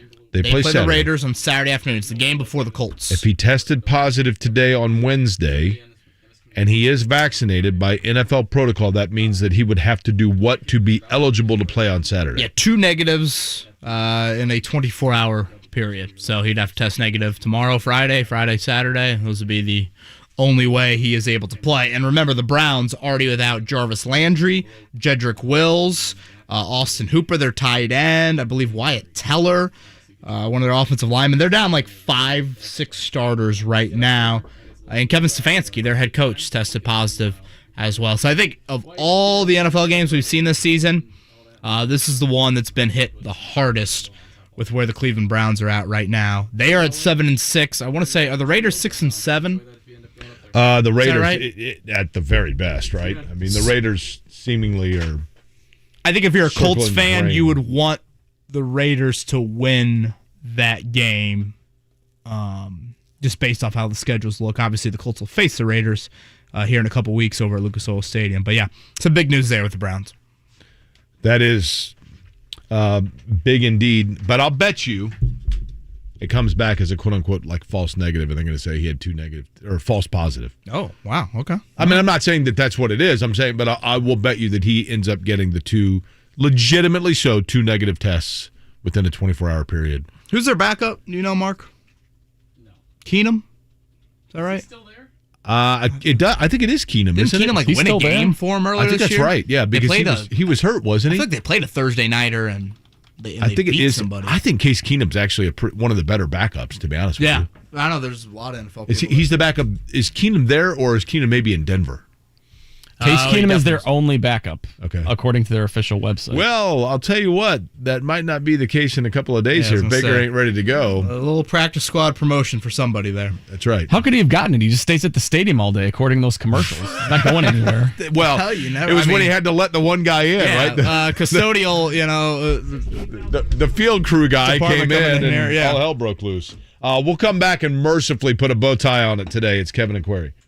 It's JMV. Basketball fans celebrate the NBA's 75th anniversary season on FanDuel Sportsbook. And right now, new customers can place their first bet risk-free. And if you don't win, you'll get up to $1,000 back. So if you've been thinking about joining FanDuel, now is the perfect time to give this a shot. You got a favorite player? You can go point total, rebounds, assists, maybe a money line.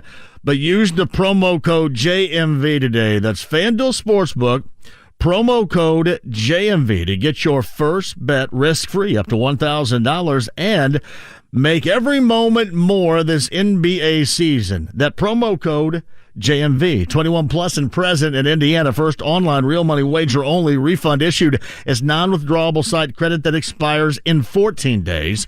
Restrictions apply. See terms at sportsbook.fanduel.com. Gambling problem? Call 1-800-9-WITH-IT. Some of these Browns fans, they might be looking to save a little money with how their situation looks like on Saturday of home game against the Raiders. And if you are in that same boat looking to save money, I've got the exact company for you. That would be Golden Oak Lending. Golden Oak Lending's done it again. They've dropped their rates even lower to 1.875%, while home values are still soaring, which means right now is the best time to look into refinancing with Golden Oak. Home financing has language all its own, but Golden Oak Lending speaks mortgage and loves translating it for customers. For example, refinancing today means you'll save on your mortgage and make no payments until next year. Golden Oak's experienced local loan officers are always local. They know the Indy market and make refinancing and buying a breeze, guiding you through every step to ensure you never get lost in jargon and numbers. Like I said, home values are high and rates are historically low at 1.875%, but it won't stay like this forever. Even if you refinance as recently as last year, Golden Oak might be able to lower your interest rate even further and help you discover any untapped equity in your home. Just call 317-706-GOLD to find out how much money you could save each month. Call 317-706-GOLD or head to goldenoaklending.com right now. NMLS 114937, 1.875% fixed, 2.952% APR. FHA 15-year mortgage with 20% equity and approved credit. Spectrum Mobile is reinventing wireless again. Get unlimited on 2+ lines for $29.99 a month per line. No contracts, no added taxes or fees. Includes nationwide 5G. Save up to 60% with Spectrum Mobile. Get unlimited on 2+ lines for $29.99 a month. Call 855-438-2999 or visit a store near you. Offer valid for new customers on 2+ unlimited lines. Spectrum Internet required. Savings based on 2-line comparison of unlimited plans among major national carriers as of 9/20/21. Prepaid excluded. Restrictions apply.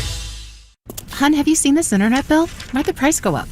I don't know. Did you change anything? No. Did you? You switched us to those fancy coffee beans. Maybe you're on a roll, making everything more expensive. Did you suddenly inherit money you didn't tell me about? Whoa. If your internet bill is giving you trust issues, you're not a bad partner. You just need a straightforward price. Maybe we switch to decaf. Get AT&T Fiber. Equipment fees are included, and with no price increase at 12 months, there are no surprises. Limited availability in select areas. Visit att.com/faster. Hey, Indy, it's Kevin Bowen, and if you bet on Michigan to win the college football championship, Prop Swappers want to buy your sports bet. Michigan was 100-1 to win it all this year, and now they're just 2 wins away from holding up that trophy over at Lucas Oil Stadium. Prop Swap has thousands of buyers waiting to buy all your sports bets, and they're paying big money. Maybe you had Cincinnati to win it all at 100-1. Or how about New England, the Patriots to win it all at 100-1. All these teams are selling for huge money on Prop Swap right now. So cash in right now and visit Prop Swap. Download the free Prop Swap app. And don't forget, Prop Swappers receive loyalty rewards that turn your sales into extra cash. Use the promo code ODDS, that's ODDS, on your first deposit, and Prop Swap will match your deposit up to $500. So join us. Prop Swap is where America buys and sells sports bets. Download the free app today. Good news, Indy. If competitive compensation, consistent schedules, and multiple career paths all matter to you, it's time to apply for a career with Geico. Geico is hiring claims, sales, and customer service agents. Apply online today at geico.jobs/Indianapolis. Hey, JB, later on this afternoon at 3, Christopher Price joins us. He writes about the Patriots, the Boston Globe. The morning show, too. You got to be here at 3.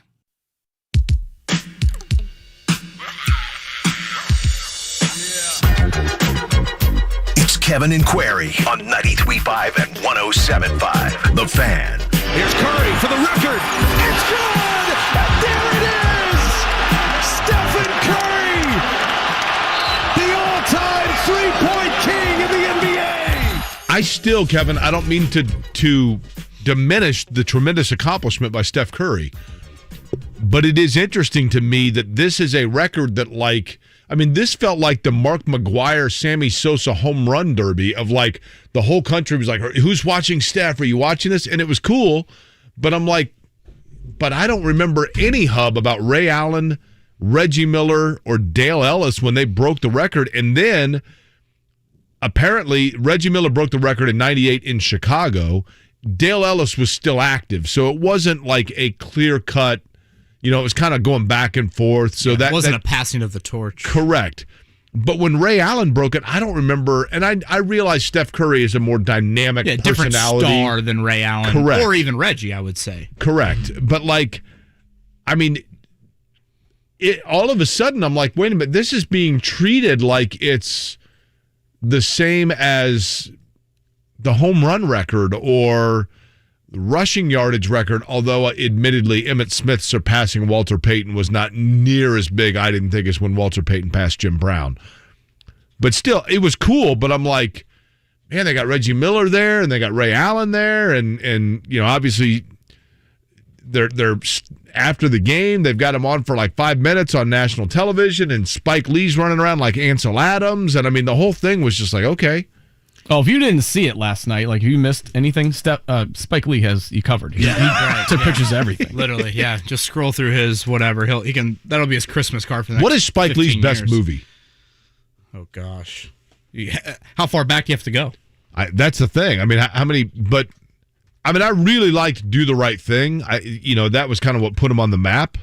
Well, one thing, Jake, on your Steph point. Yep. Do you think if we were in Memphis, we would have cared about Monday night against the Pacers?